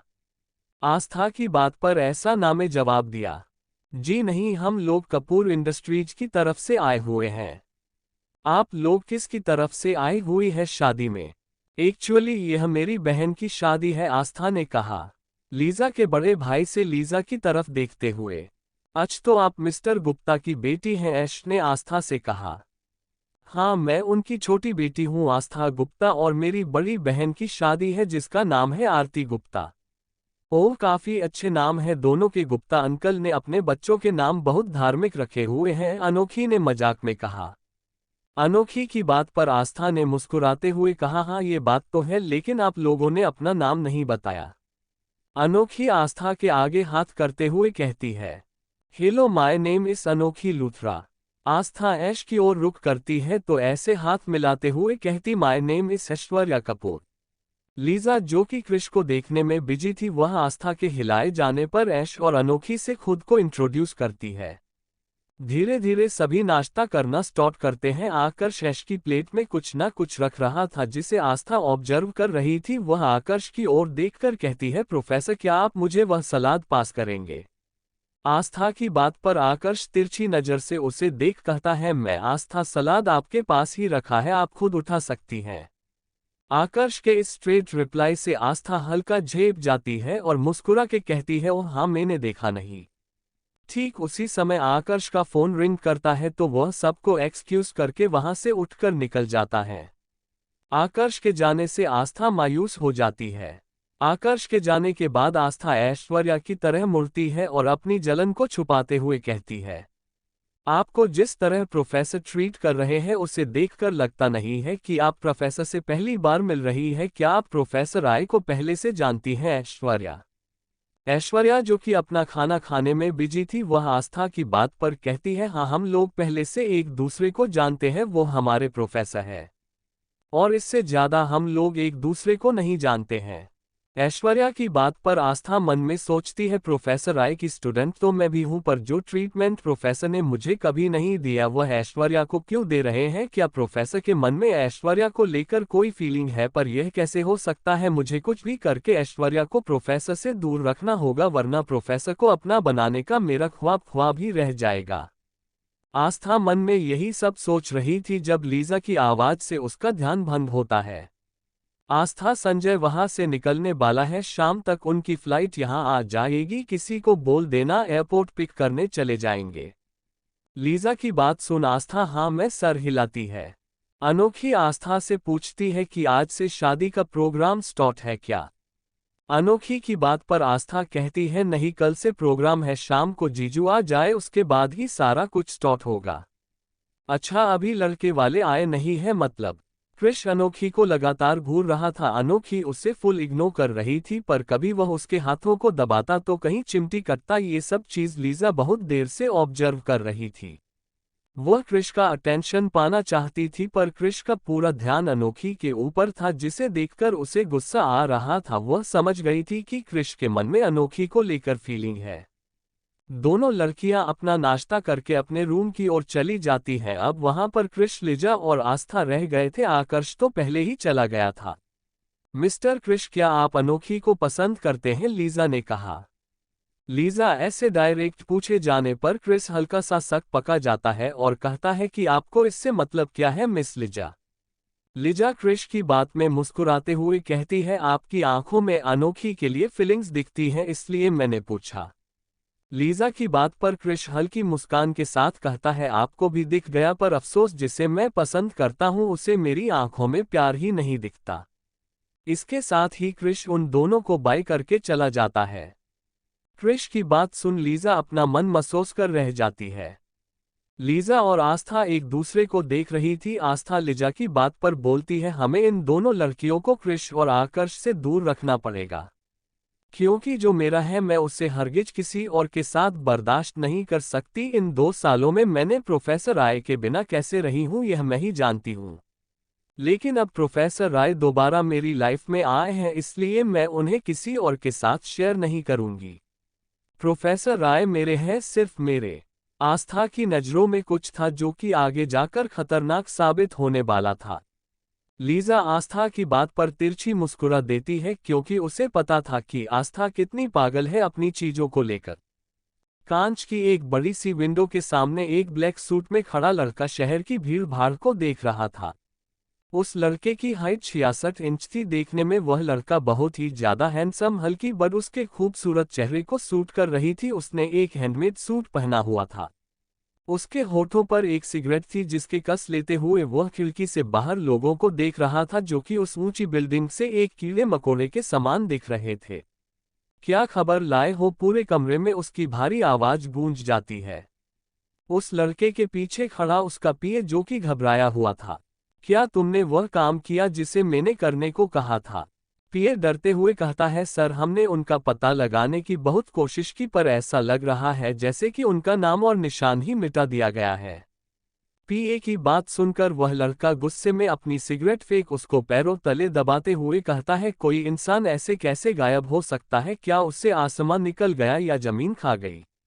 उसकी पीए अपने सलाइवा को निकलते हुए कहता है, सर हमने अपने गार्ड को लगा दिया है, जल्द से जल्द उनका पता चल जाएगा। पता चलना ही चाहिए। यदि मुझे उसका पता नहीं चला तो तुम अपनी कब्र खुद खोद लेना और उसमें खुद कूद के मर जाना, क्योंकि अगर मुझे वह नहीं मिली तो मैं तुम्हें और तुम्हारे उन गार्ड को ऐसी मौत दूंगा कि तुम लोग खुद मारना ज्यादा पसंद करोगे मेरे हाथों के बदले। लड़के की बात सुनकर पीए का चेहरा खौफ से भर जाता है और वह डरते हुए सर हिला उसके केबिन से निकल जाता है। कुछ देर बाद उस लड़के के केबिन में एक उसी की एज का लड़का आता है जो कि दिखने में उस लड़के के मुकाबले कम हैंडसम नहीं था। चल यार मेरी फ्लाइट है। अंदर आए लड़के की बात सुन वो लड़का हाँ में सिर हिला देता है। दोनों वहां से निकल जाते हैं। चैप्टर 37 शिमला घूम जाना। ऐश का रूम। अनोखी और ऐश नाश्ता करके सीधे ऐश के ही रूम में आ गए थे। अनोखी सोफे पर बैठते हुए ऐश से कहती है कि शादी का प्रोग्राम तो कल से शुरू है तो आज हम क्या करें? अनोखी की बात पर ऐश हाँ मैं सर हिला कहती है, बोल तो तुम सही रही हो पर कहाँ जाना चाहिए हमें? अनोखी जल्दी से उठकर बैठते हुए ऐश से कहती है, चलना शिमला घूमने चलते हैं, यहाँ पर मैंने सुना है कि बहुत अच्छी अच्छी प्लेस है, पहाड़ है, बर्फ है, सब कुछ देखने में मिलेगा। वैसे भी हमारा शिमला आने का मेन मोटिव तो शिमला घूमने था, शादी तो एक बहाना था ना। अनोखी की बात पर ऐश कहती है, बोल तो तू सही रही है पर मैं दिक्कत तो जो दादाजी ने 2 मुस्तंडों को हमारे साथ भेजा है उनका क्या करना है? अगर दादाजी को खबर लगी कि हम यहाँ शादी अटेंड करने की जगह घूम फिर रहे हैं वो भी अकेले, तो कहीं ऐसा ना हो कि वह हमें कल की टिकट से वापस बुला ले। ऐसा कुछ नहीं होगा, वैसे भी शादी कल से स्टार्ट है, आज हम क्या करें? मूर्खों के जैसे यहीं बैठे रहे। अनोखी चिढ़ कर रहती है। एक काम करते हैं, बाहर चलते हैं, गुप्ता अंकल से बात करके निकल जाते हैं। अगर दादाजी का कॉल भी आता है तो उनसे कह देंगे कि हम अंकल से परमिशन लेकर निकले थे, वैसे भी उन्होंने हमें उनकी ही जिम्मेदारी पर तो भेजा है, ऐश ने कहा। ऐश की बात सुनकर अनोखी एक्साइटेड हो जाती है और वापस सोफे से उठकर कहती है, चलो चलो चलते हैं, जल्दी से तू भी कपड़े चेंज कर ले, मैं भी कपड़े चेंज करती हूँ, फिर निकलते हैं यहाँ से। ओ मैडम कपड़े क्या चेंज करने हैं, अभी ही तो सुबह हमने चेंज किए थे, ऐश ने कहा। ऐश की बात पर अनोखी उसके सर पर मारते हुए कहती है, मैडम ये होटल है, यहाँ तुम कम कपड़ों में भी रह सकती हो, लेकिन हम बाहर घूमने जा रहे हैं, हमें अपने साथ गर्म कपड़े रखने पड़ेंगे, नहीं तो ऐसा हो कि जा रहे हैं 2 पैर पर और लौटेंगे 4 कंधे पर। अनोखी के बात पर ऐश कहती है, बोल तो सही रही है तू, वैसे भी कल एयरपोर्ट से निकलने के बाद ही पता चल गया था कि शिमला में कितनी ठंड है। एक काम कर, तू अपने रूम में मत जा, मेरी ही कपड़े पहन ले, अब तू अपने रूम में जाएगी फिर वहां से आएगी, टाइम ही वेस्ट होगा। ऐश की बात पर अनोखी ऐश के कपड़े निकाल कर पहन लेती है। दोनों सहेलियां रेडी होकर नीचे आती हैं और बॉडीगार्ड को कॉल करती हैं। ऐश और अनोखी के सामने उनके दोनों बॉडीगार्ड खड़े हुए थे। ऐश उनसे कहती है कि हमें शिमला घूमने जाना है, पता करो यहाँ पर कौन कौन सी अच्छी प्लेस है, वहां पर हमें ले चलो।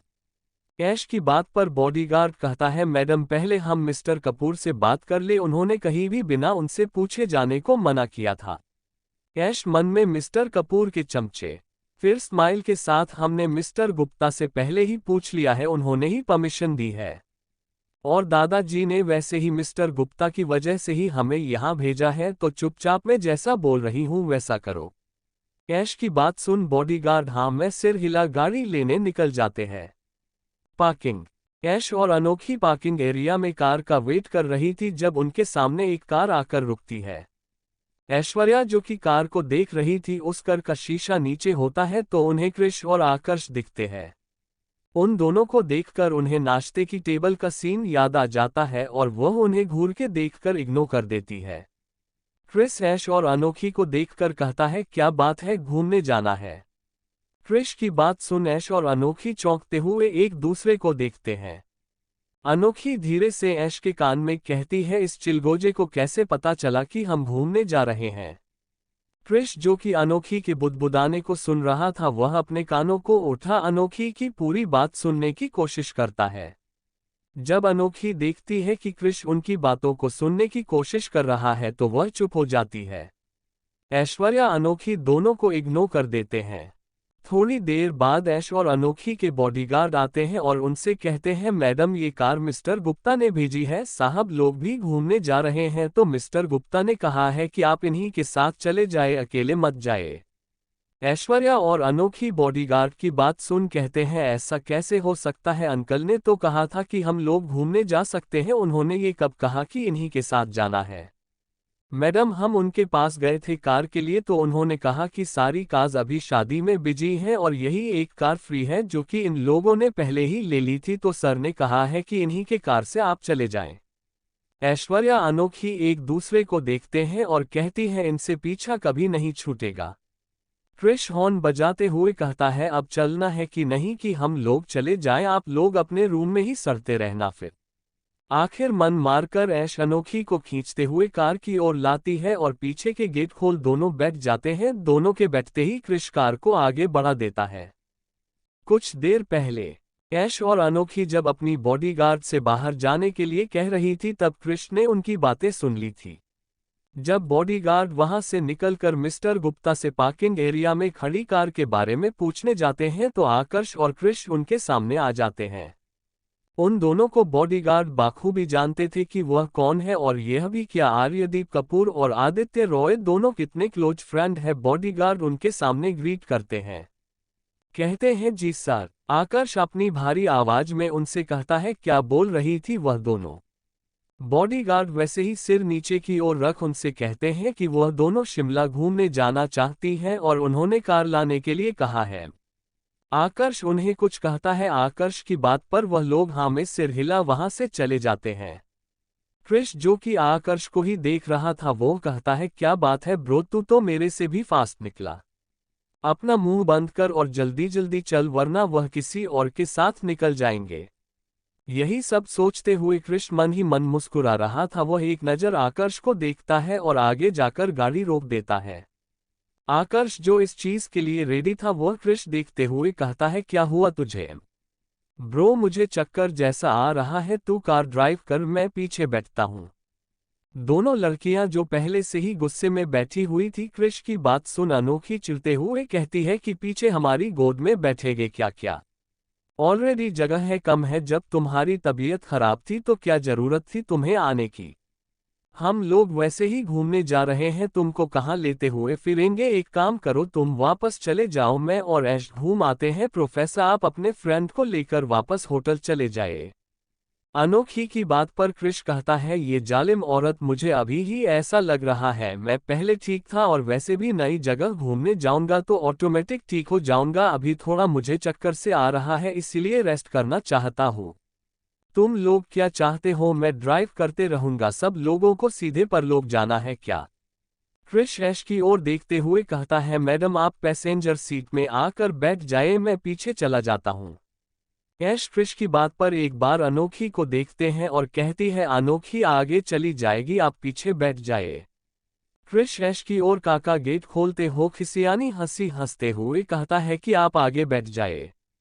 वह क्रिस की ओर देखती हैं जो कि मिन्नतों भरी नजरों से उसे ही देख रहा था। वह एक गहरी सांस लेकर बाहर निकल जाती है। अनोखी जो कि ऐश को मना कर रही थी, ऐश उसे नजरअंदाज कर आगे जाकर पैसेंजर सीट पर बैठ जाती है। अब हालात ऐसे थे कि ड्राइविंग सीट पर आकर्ष बैठा हुआ था, पैसेंजर सीट पर ऐश और दो हमारे चुलबुल नए बने जोड़े पीछे बैठे हुए थे। अनोखी मुंह मोड़कर बाहर की ओर देख रही थी और क्रिश से चिपक कर बैठा हुआ था। क्रिश के हद से ज्यादा चिपकने पर अनोखी चढ़ते हुए कहती है, तुम थोड़ा दूर नहीं बैठ सकते? इतनी बड़ी सीट है, बैठ जाओ ना उस तरफ को। क्रिश अपने दांत दिखाते हुए कहता है, वह क्या है ना, आपके पास से बहुत ही ताज़ा ताज़ा लेमन की स्मेल आ रही जो कि मेरे चक्कर को कम कर रही है, इसीलिए मैं आपके पास चिपक के बैठा हूँ। क्या लगाया है वैसे अनोखी जी आपने जो आप इतनी अच्छी महक रही है? अनोखी चिका क्रिश की ओर मुड़ती है और दांत पीसते हुए कहती है, आप दूर बैठ रहे हैं कि नहीं कि मैं कार से कूद जाऊं बाहर।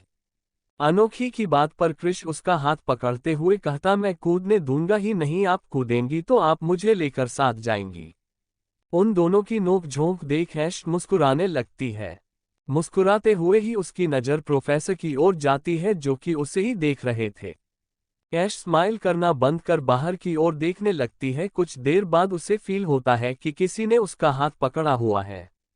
वह अपने हाथ की ओर देखती है तो प्रोफेसर राय ने उसका हाथ पकड़कर गियर पर रखा हुआ था। ऐश अपना हाथ हटाने लगती है तो आकर्ष उसका हाथ जोर से पकड़ लेता है। प्रोफेसर राय के इस तरह करने से ऐश की दिल की धड़कनें तेज हो जाती है। उसे समझ में नहीं आ रहा था कि प्रोफेसर ये सब क्यों कर रहे हैं। चैप्टर 38 बाइक राइडिंग और चिपक के बैठे हम। मैल रोड, शिमला। आकर्ष एक शॉप के आगे आकर कार रोकता है। आकर्ष के कार रोकने पर ऐश्वर्या आकर्ष की ओर देखती है तो आकर्ष तिरछी मुस्कुराहट के साथ उसका हाथ छोड़ देता है। आकर्ष द्वारा हाथ छोड़ने पर ऐश्वर्या अपने हाथ को मलते हुए कहती है, हम यहाँ पर क्यों आए हैं। आकर्ष शॉप की ओर इशारा करते हुए कहता है, अंदर चलो, सब पता चल जाएगा। आकर्ष की बात सुनकर ऐश्वर्या हाँ में सिर हिला गाड़ी से बाहर निकल जाती है। उनके पीछे पीछे अनोखी और क्रिश भी आ जाते हैं।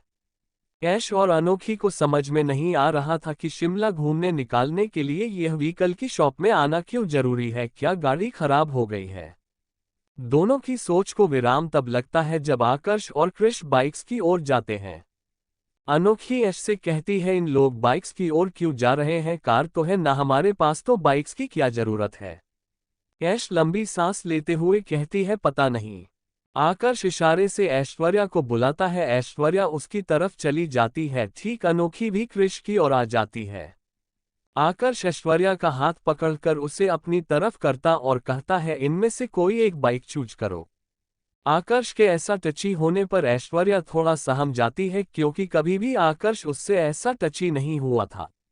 पर आज सुबह से पता नहीं उसे क्या हो गया था, वह ऐश्वर्या को छोड़ने का नाम नहीं ले रहा था। ऐश्वर्या आकर्ष की ओर देखते हुए कहती है, पर मुझे बाइक क्यों चूज करनी है। तुम पसंद करो, बाकी तुम्हें सब समझ में आ जाएगा। आकर्ष की बात मानते हुए ऐश्वर्या एक बाइक की ओर इशारा करती है। आकर्ष ऐश्वर्या का इशारा समझ शॉपकीपर को वह बाइक रेडी करने के लिए कह देता। आकर्ष शॉपकीपर से कहता है, जो हमने रेडी करने को कहा था वो सब आ गया है कि नहीं। शॉपकीपर आकर्ष की बात सुनकर उन्हें एक रूम की ओर इशारा करता है। क्रिश आकर्ष की तरफ आकर कहता है, ब्रो मैं वह बाइक लूंगा। फिर दोनों लड़कियों की ओर मुड़कर कहता है, वह रूम है, वहां पर आप दोनों के जरूरत का सारा सामान है, जाकर कपड़े चेंज कर लो। ऐश और अनोखी को तो समझ ही नहीं आ रहा था आखिर यह चल क्या रहा है। अनोखी क्रिश की ओर देखते हुए कहती है, तुम्हारे दिमाग में चल क्या रहा है, और हमने ऑलरेडी कपड़े पहने हुए और क्या कपड़े चेंज करने हैं। बंदरिया, जितना कहा जाए उतना किया करो, ज्यादा फुदकना सही नहीं है। खुद को बंदरिया कहे जाने पर अनोखी गुस्से में क्रिश को उंगली पॉइंट करते हुए कहती है, यो चिलगोजे, मुंह बंद रखो अपना। फिर प्रोफेसर की तरफ, सर हमें कपड़े चेंज करने की जरूरत क्या है। आकर्ष अनोखी के सवालों का जवाब देते हुए कहता है कि हम लोग लॉन्ग ड्राइव पर जाएंगे। शिमला कार में घूमने में मजा नहीं आता है, इसलिए बाइक्स के जरिए जाएंगे। तुम लोग उस रूम में जाकर अपने कपड़े चेंज कर लो, वहां पर तुम्हारी जरूरत का सारा सामान रखा हुआ है। ऐश अनोखी की तरफ देखती है। अनोखी नामे सर हिलाकर कहती है, मैं इस चिलगोजे के साथ लॉन्ग ड्राइव पर नहीं जाऊंगी, वह भी बाइक पर। ऐश को आकर्ष का आइडिया अच्छा लगता है क्योंकि कार में वह मजा नहीं था जो बाइक राइडिंग में है। वह अनोखी को मनाते हुए कहती है कि बाइक राइडिंग करते हैं, मजा आएगा, कुछ नया सीखने को मिलेगा, और वैसे भी दादाजी के रहते हुए हम कभी यह मजा ले नहीं सकते हैं, इसलिए इन लोगों के साथ चलते हैं। वैसे भी हमें तो बस एंजॉय करना है, हमें एंजॉयमेंट से मतलब रहना चाहिए। ऐश की बात पर अनोखी हाँ में सिर हिला देती है। दोनों शॉपकीपर द्वारा बताए गए रूम की ओर चले जाते हैं। आकर्ष और क्रिश भी दूसरे रूम में जाकर अपने कपड़े चेंज करते हैं। ऐश और अनोखी के रूम में ऐश और अनोखी जब रूम में आती है तो वह देखती है रूम में बाइक राइडिंग में जो जरूरी कपड़े होते हैं वह रखे हुए थे। वहां लेदर की जैकेट और हेलमेट भी रखा हुआ था। उन कपड़ों को देखकर ऐश एक्साइटेड होते हुए अनोखी से कहती है, यार इन लोगों ने तो पूरी व्यवस्था करके रखी है, अब तो मजा ही आएगा बाइक राइडिंग करने में। ऐश की एक्साइटमेंट को देखकर अनोखी कहती है, एक साइड बाद में हो लेना, पहले जल्दी से कपड़े चेंज करते हैं वरना इन लोग कहेंगे कि लड़कियों को रेडी होने में बहुत टाइम लगता है। ऐश्वर्या अनोखी कपड़े चेंज करती है। कुछ देर बाद बाहर एरिया में क्रिश कर आकर्ष कपड़े चेंज करके दोनों लड़कियों का इंतजार कर रहे थे। दोनों कतई जहर लग रहे थे। दोनों ने बाइक राइडिंग ड्रेस पहनी हुई थी और लेदर की जैकेट, ग्लव्स बिल्कुल किलर लुक दे रहा था। अब लड़कियों का क्या रिएक्शन है ये देखना था। सबसे पहले अनोखी रूम से बाहर आती है तो देखती है क्रिश और आकर्ष दोनों उसका वेट कर रहे हैं। अनोखी क्रिश को देखती है जो कि रोज के लुक से आज ज्यादा हैंडसम लग रहा था। ब्लैक आउटफिट उसे सूट कर रहा था। अनोखी ने इस समय black shirt with white trouser के साथ एक लेदर की जैकेट पहनी हुई थी।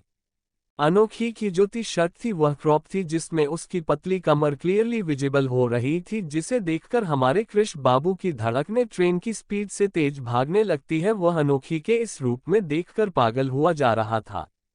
पर आकर्ष की आंखें तो अनोखी के पीछे आ रही ऐश पर टिकी हुई थी जिसने ब्लैक कलर के आउटफिट पहने हुए थे। उसके गोरे बदन पर वह ब्लैक कलर के आउटफिट बहुत अच्छे लग रहे थे। ऐश का भी टी शर्ट क्रॉप था जिससे उसका पतला पेट क्लियरली दिख रहा था, पर ऐश का जो ट्राउजर था वह हाई वेस्ट ना होने के कारण उसकी नाभि को विजिबल कर रहा था। उसकी नाभि में समय एक पिन लगा हुआ था और उसमें एक मोती लटक रहा था। कोई भी उस मोती को देखकर पता लगा सकता था कि वह डायमंड है। उसकी पतली कमर पर वह पिन के हर ढा रहा था। ऐश जैसे ही आकर्ष की ओर देखती है तो उसे बिलीव नहीं होता कि ये उनके वही प्रोफेसर है जो कि डिसेंट कपड़ों में रहते हैं, पर आज वो डेली लुक से हॉट लग रहे थे। प्रोफेसर को देख ऐश के गाल लाल होने लगे थे। आकर्ष जो कि ऐश को देखने में बिजी था, जैसे ही उसकी नज़र उसकी कमर पर जाती है तो वह उसे एकटक देखने लगता है। आकर्ष को महसूस होता है कि धीरे धीरे उसकी बॉडी हार्ड हो रही है।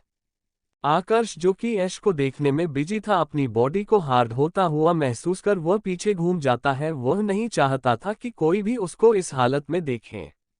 आकर्ष नीचे झुककर अपनी पेंट को एडजस्ट करता है। ये सब करते हुए दो जोड़ी आंखें आकर्ष को देख रही थी और वह था क्रिश जो कि तिरछी मुस्कान लिए उससे आई विंक करता है। आकर्ष उसकी नजरों को अपने ऊपर देख झेप जाता है।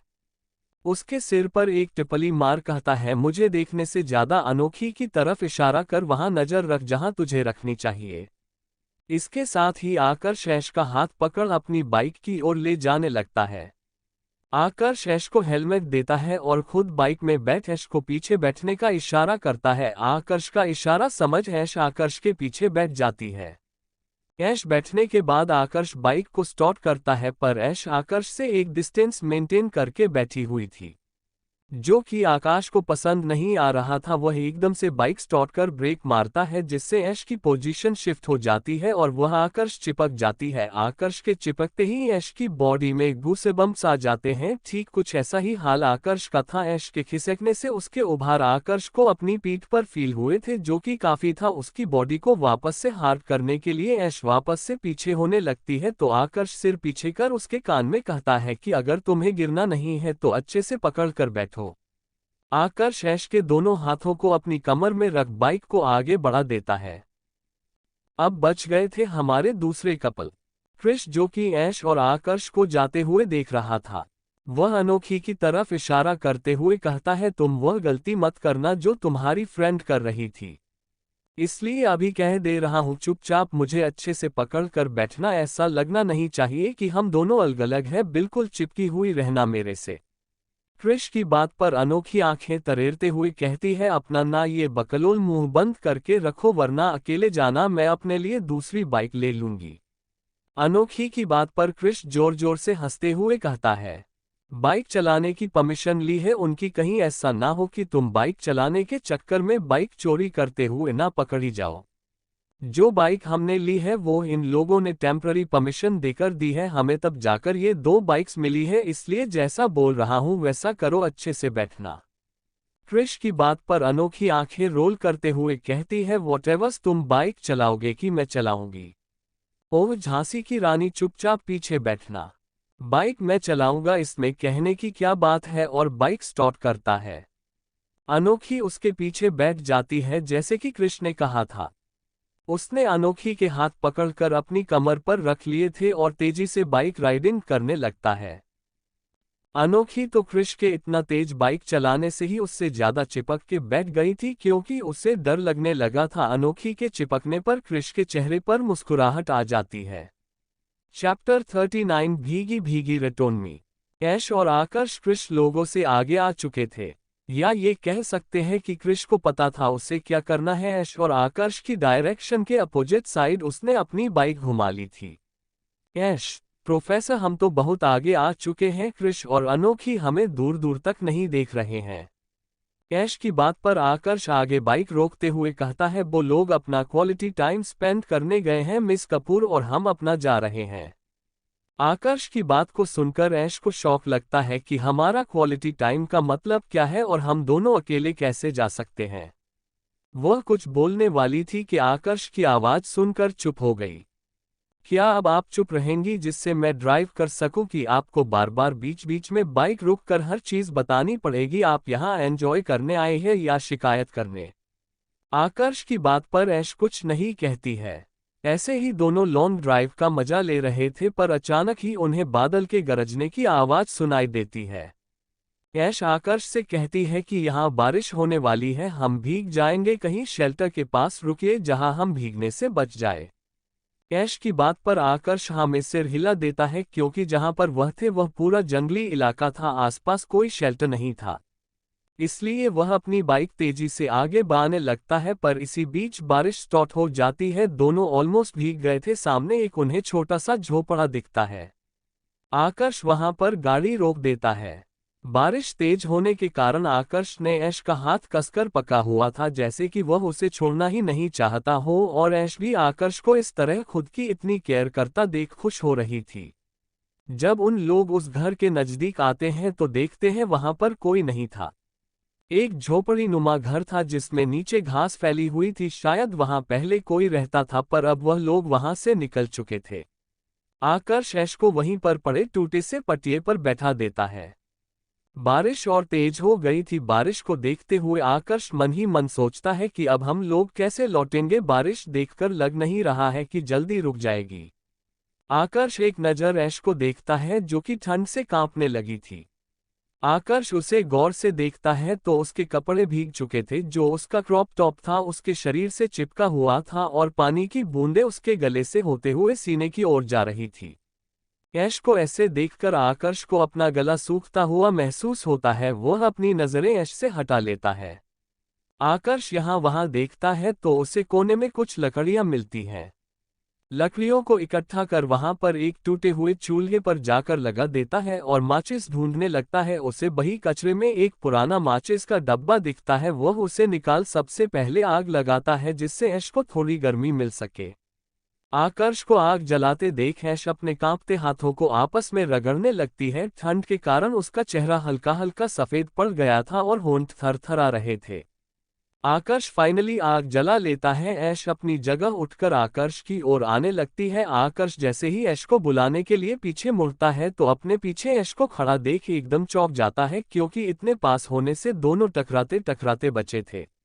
ऐश अपने कांपते होठों से कहती है बहुत ठंड है, मुझे आग सेकनी है।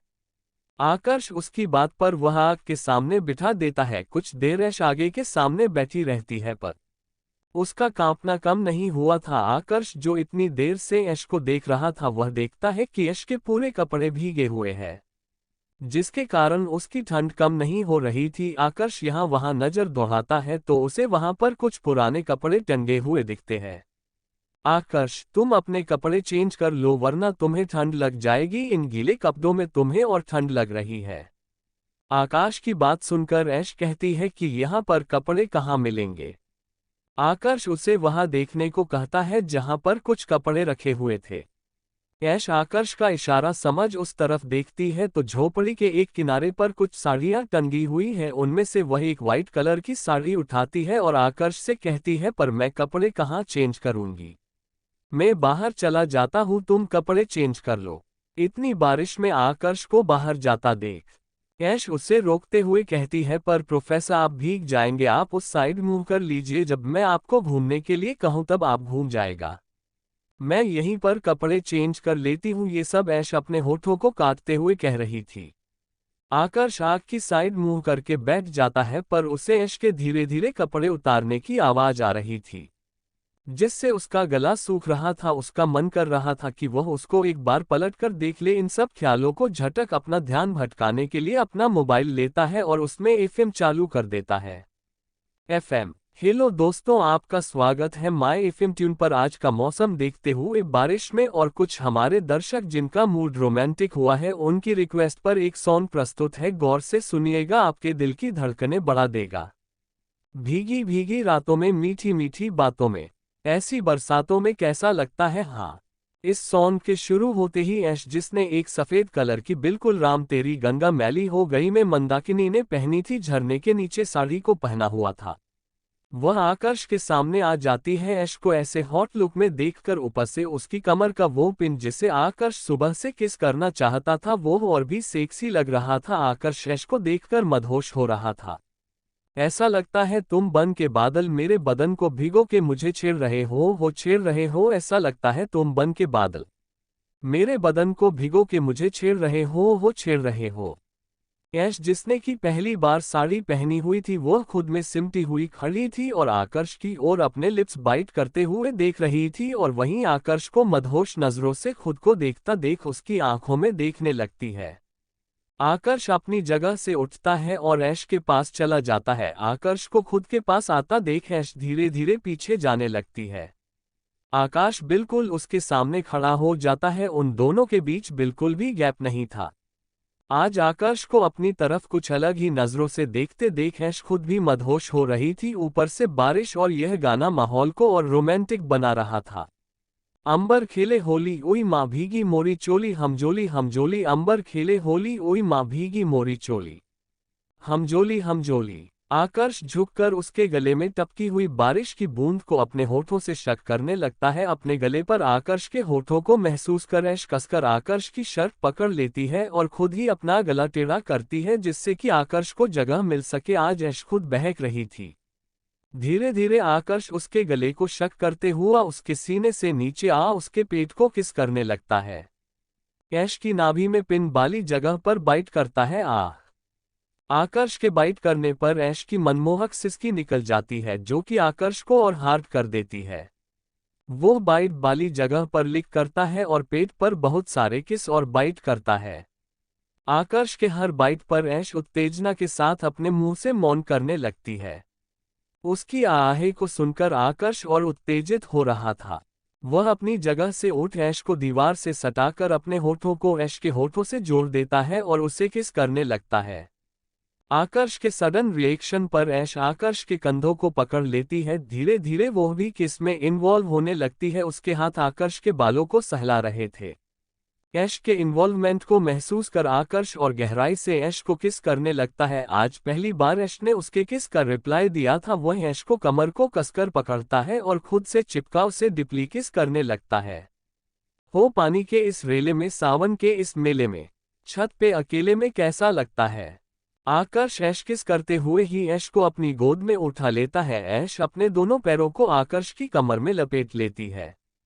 ऐसा लगता है तुम बन के घटा अपने सजन को भिगो के खेल खेल रही हो खेल रही हो। ऐसा लगता है तुम बन के बादल मेरे बदन को भिगो के मुझे छेड़ रहे हो छेड़ रहे हो। आकर्ष ऐश को किस करते हुए वहीं घास पर लेट देता है और खुद उसके ऊपर आ जाता है। वह अपने हाथों को ऐश की पूरी बॉडी पर फिरा रहा था और उससे सक और बाइट साथ किस कर रहा था। आकर्ष के हर टच से ऐश की बॉडी में सिहरन आ रही थी। उसे ऐसा लग रहा था कि उसके पेट में हजारों तितलियां उड़ रही हैं।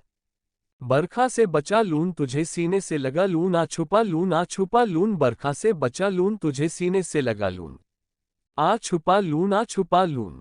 आकर्ष ऐश को खुद में भीजे हुए उसे कसकर गले लगा लेता है, जैसे कि वह सबसे छुपाकर उसे रखना चाहता हो।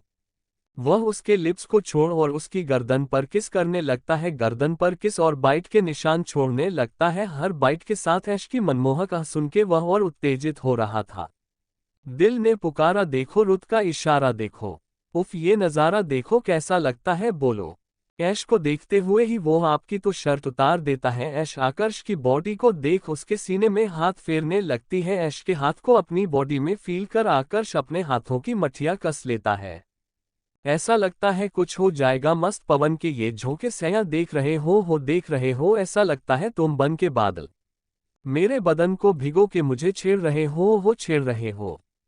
आकर्ष वापस से इसके ऊपर आता है और धीरे धीरे अपने हाथों को उसके पैरों से होते हुए उसकी कमर पर लाता और वहां कसकर चिकोटी काटता है। आकर्ष की चाकोटी काटने पर ऐश अपनी कमर को हल्का बैंड कर लेती है। आकर्ष उस जगह पर किस और लिक करते हुए अपने फेस को उसके पेट से होते हुए उसके गले पर लाता और वहां किस करता है। आकर्ष ऐश के चेहरे के पास आ उसके माथे को किस करते हुए उसकी आंखों उसकी नाक को किस करते हुए होठों को गहराई से चूमने लगता है। आकर्ष उसके निचले होठों को सक कर रहा था। आकर्ष के ऐसे शक करने से ऐश के होंठ रेड हो गए थे, जैसे उनमें कभी भी खून आ जाता। आकर्ष ऐश को फ्रेंच किस करना चाहता था, जिसके लिए वह अपने हाथों की मूवमेंट उसके सीने के पास करता है और धीरे से उसके सीने को प्रेस करता है, जिससे ऐश की आह निकल जाती है और आकर्ष अपनी जीभ को ऐश के मुंह में एंटर करता है और उसके मुंह को एक्सप्लोर करने लगता है।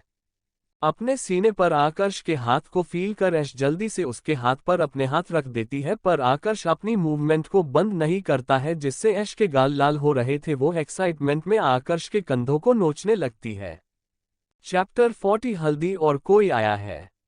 ऐश और आकर्ष एक दूसरे में खोए हुए थे। आकर्ष ऐश को गहराई से चूम रहा था। उनके इस रोमांटिक मोमेंट में ब्रेक का काम करती है मोबाइल फोन की आवाज, जो कि आकर्ष के मोबाइल से आ रही थी। आकर्ष मोबाइल फोन का बजना इग्नोर कर अपने काम में लगा हुआ था, पर कुछ देर बाद दोबारा मोबाइल बजने पर वह फ्रस्ट्रेटेड होकर ऐश के लिप्स को बाइट कर छोड़ देता है और अपने माथे को उसके माथे से जोड़ लेता है। ऐश जोर जोर से सांस ले रही थी क्योंकि आकर्ष उसे बहुत पैशन के साथ किस कर रहा था। ऐश अपनी सांसों को संभालते हुए कहती है, प्रोफेसर आपका फोन बज रहा है। आकर्ष हाँ में सिर हिला उसके लिप्स पर बेबी किस करता है और उसके कान में फुसफुसाते हुए कहता है, तुम जाकर अपने कपड़े चेंज करो, मैं तुम्हें इन कपड़ों में नहीं देख सकता, मैं आउट ऑफ कंट्रोल हो जाऊंगा। अब तक तुम्हारे कपड़े सूख गए होंगे। आकर्ष की ऐसी बातें सुनकर ऐश के गाल लाल हो गए थे, उसे अपने चेहरे पर हीट महसूस हो रही थी। आकर्ष ऐश के माथे को चूम उसके लिप्स पर फिर से बेबी किस करता है और उसके ऊपर से उठ जाता है। अपना मोबाइल और टी शर्ट उठाकर बाहर निकल जाता है। अब तक बारिश हल्की हो गई थी।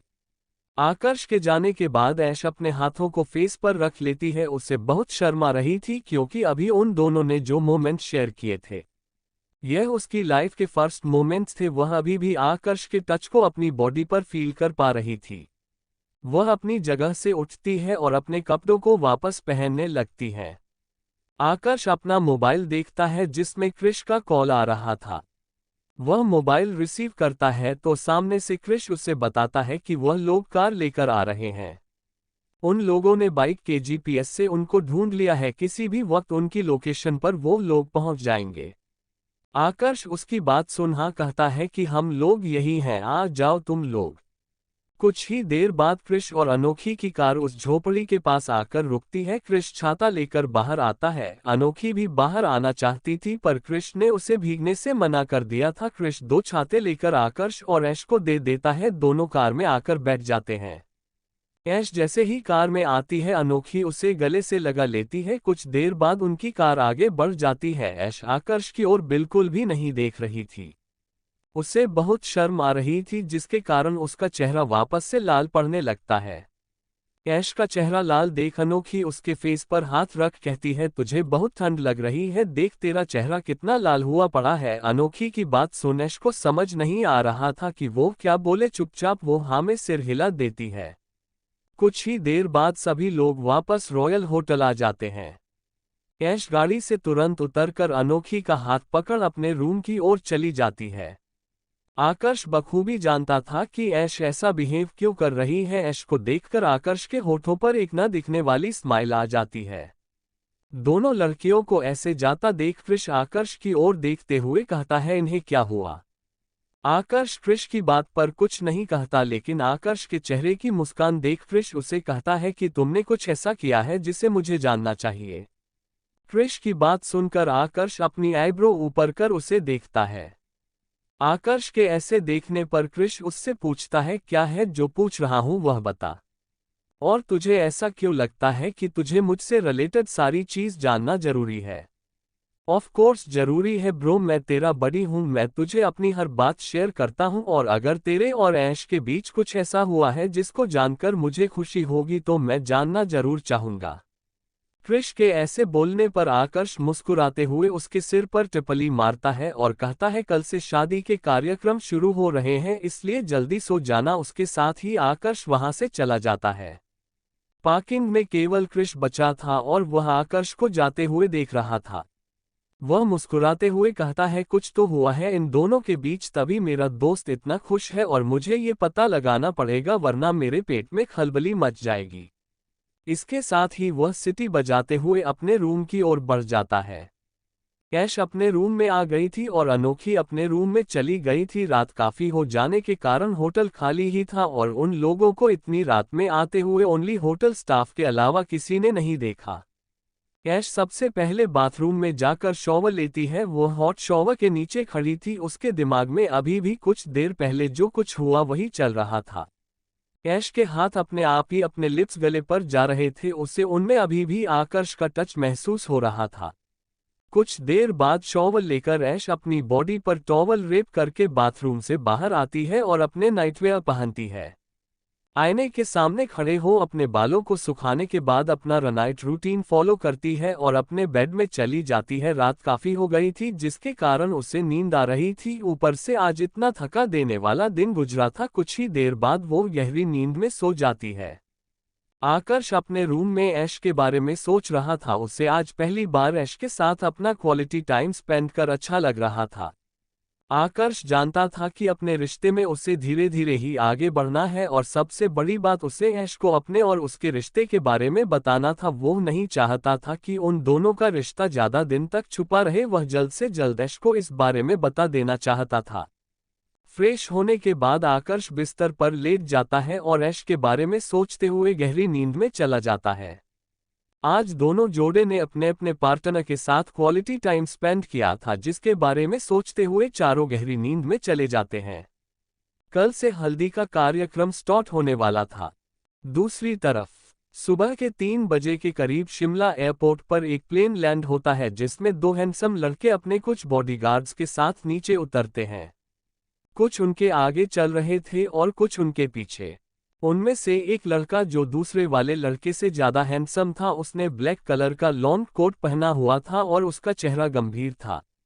दूसरा लड़का उस लड़के से शिकायत कर रहा था, यार बड़ी बड़ी मुश्किल से तो तू आया है और तू ऐसे कैसे जा सकता है? कल से मेरी शादी के सारे प्रोग्राम स्टार्ट होने वाले हैं और मेरा बेस्ट फ्रेंड ही नहीं रहेगा।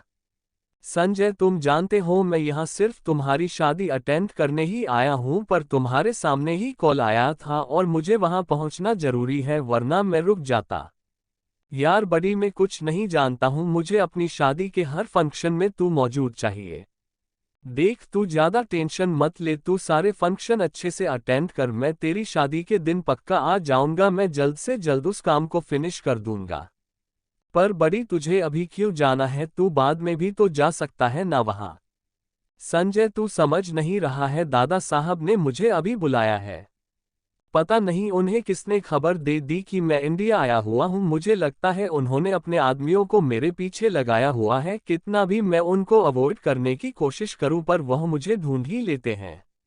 उस लड़के की बात सुन संजय अपना चेहरा लटका लेता है। संजय को इतना मायूस देख वह लड़का प्यार से कहता है, देख समझ मुझे, मैं तेरी शादी के दिन पक्का आ जाऊंगा। मैं जल्द से जल्द वहां का काम निपटा देना चाहता हूं। मैं नहीं चाहता कि मुझे दोबारा उस जगह जाना पड़े। और तू मेरी बात समझ रहा है मैं क्या बोल रहा हूं? संजय उस लड़के की बात सुनकर हाँ मैं सिर हिला देता है। दोनों एयरपोर्ट से बाहर आ गए थे। एयरपोर्ट के बाहर एक साथ 7 कार्स खड़ी थी, जिनके साथ 2-2 बॉडीगार्ड्स उनके बगल में खड़े हुए थे। दोनों लड़कों को देख बॉडीगार्ड अपना सिर नीचे कर लेते हैं। संजय और वह लड़का उन कार्स और बॉडीगार्ड को देख समझ गए थे कि वह किसके द्वारा भेजी गई है। दादा साहब तो बहुत पहुंची हुई चीज निकले, संजय ने अपने मन में सोचा। संजय उस लड़के से कहता है कि उनको ये भी पता चल गया कि तुम शिमला पहुंच गए हो, तभी तो उन्होंने अपनी कार्स भेज दी। मैंने तुमसे पहले ही कहा था संजय, वो मुझ पर नजर रख रहे हैं। इसलिए तुम रॉयल होटल की ओर निकल जाओ, मैं उनके साथ जा रहा हूं और मैं पक्का तुम्हारी शादी वाले दिन आ जाऊंगा। आरती को बोलना गुस्सा ना करें। मैं नहीं चाहता कि मेरी बहन अपनी शादी वाले दिन मुंह लटकाए रहे। ये सब बातें तुम मुझे मत बोलो, तुम डायरेक्ट आरती से बात करना, वह मुझे पूछेगी तो मैं तो साफ कह दूंगा कि मैं तुम्हें अपने साथ लाया था। तुम्हारा मुंह बोला भाई ही मुझे बीच रास्ते में छोड़कर निकल गया। वह लड़का गहरी सांस लेकर आह भरता है और कहता है तुम और आरती दोनों मुझे इमोशनल ब्लैकमेल करते हो, जाओ तुम, अब मैं जा रहा हूं। उस लड़के की बात सुन संजय हाँ मैं सर हिला देता है और अपनी कार में चला जाता है। वह कार संजय को रॉयल होटल की ओर लेकर निकल जाती है। उसे कार को देखते हुए वह लड़का जो कार पहले से खड़ी हुई थी उसके तरफ आ और उसमें बीच वाली कार में बैठ जाता है। लड़के के बैठते ही एक एक कर सारी कार निकलने लगती हैं। Thank you. आपको नोवेल कैसा लगा कमेंट करें। लाइक और शेयर करना न भूलें। नेक्स्ट पार्ट देखने के लिए चैनल को सब्सक्राइब करें।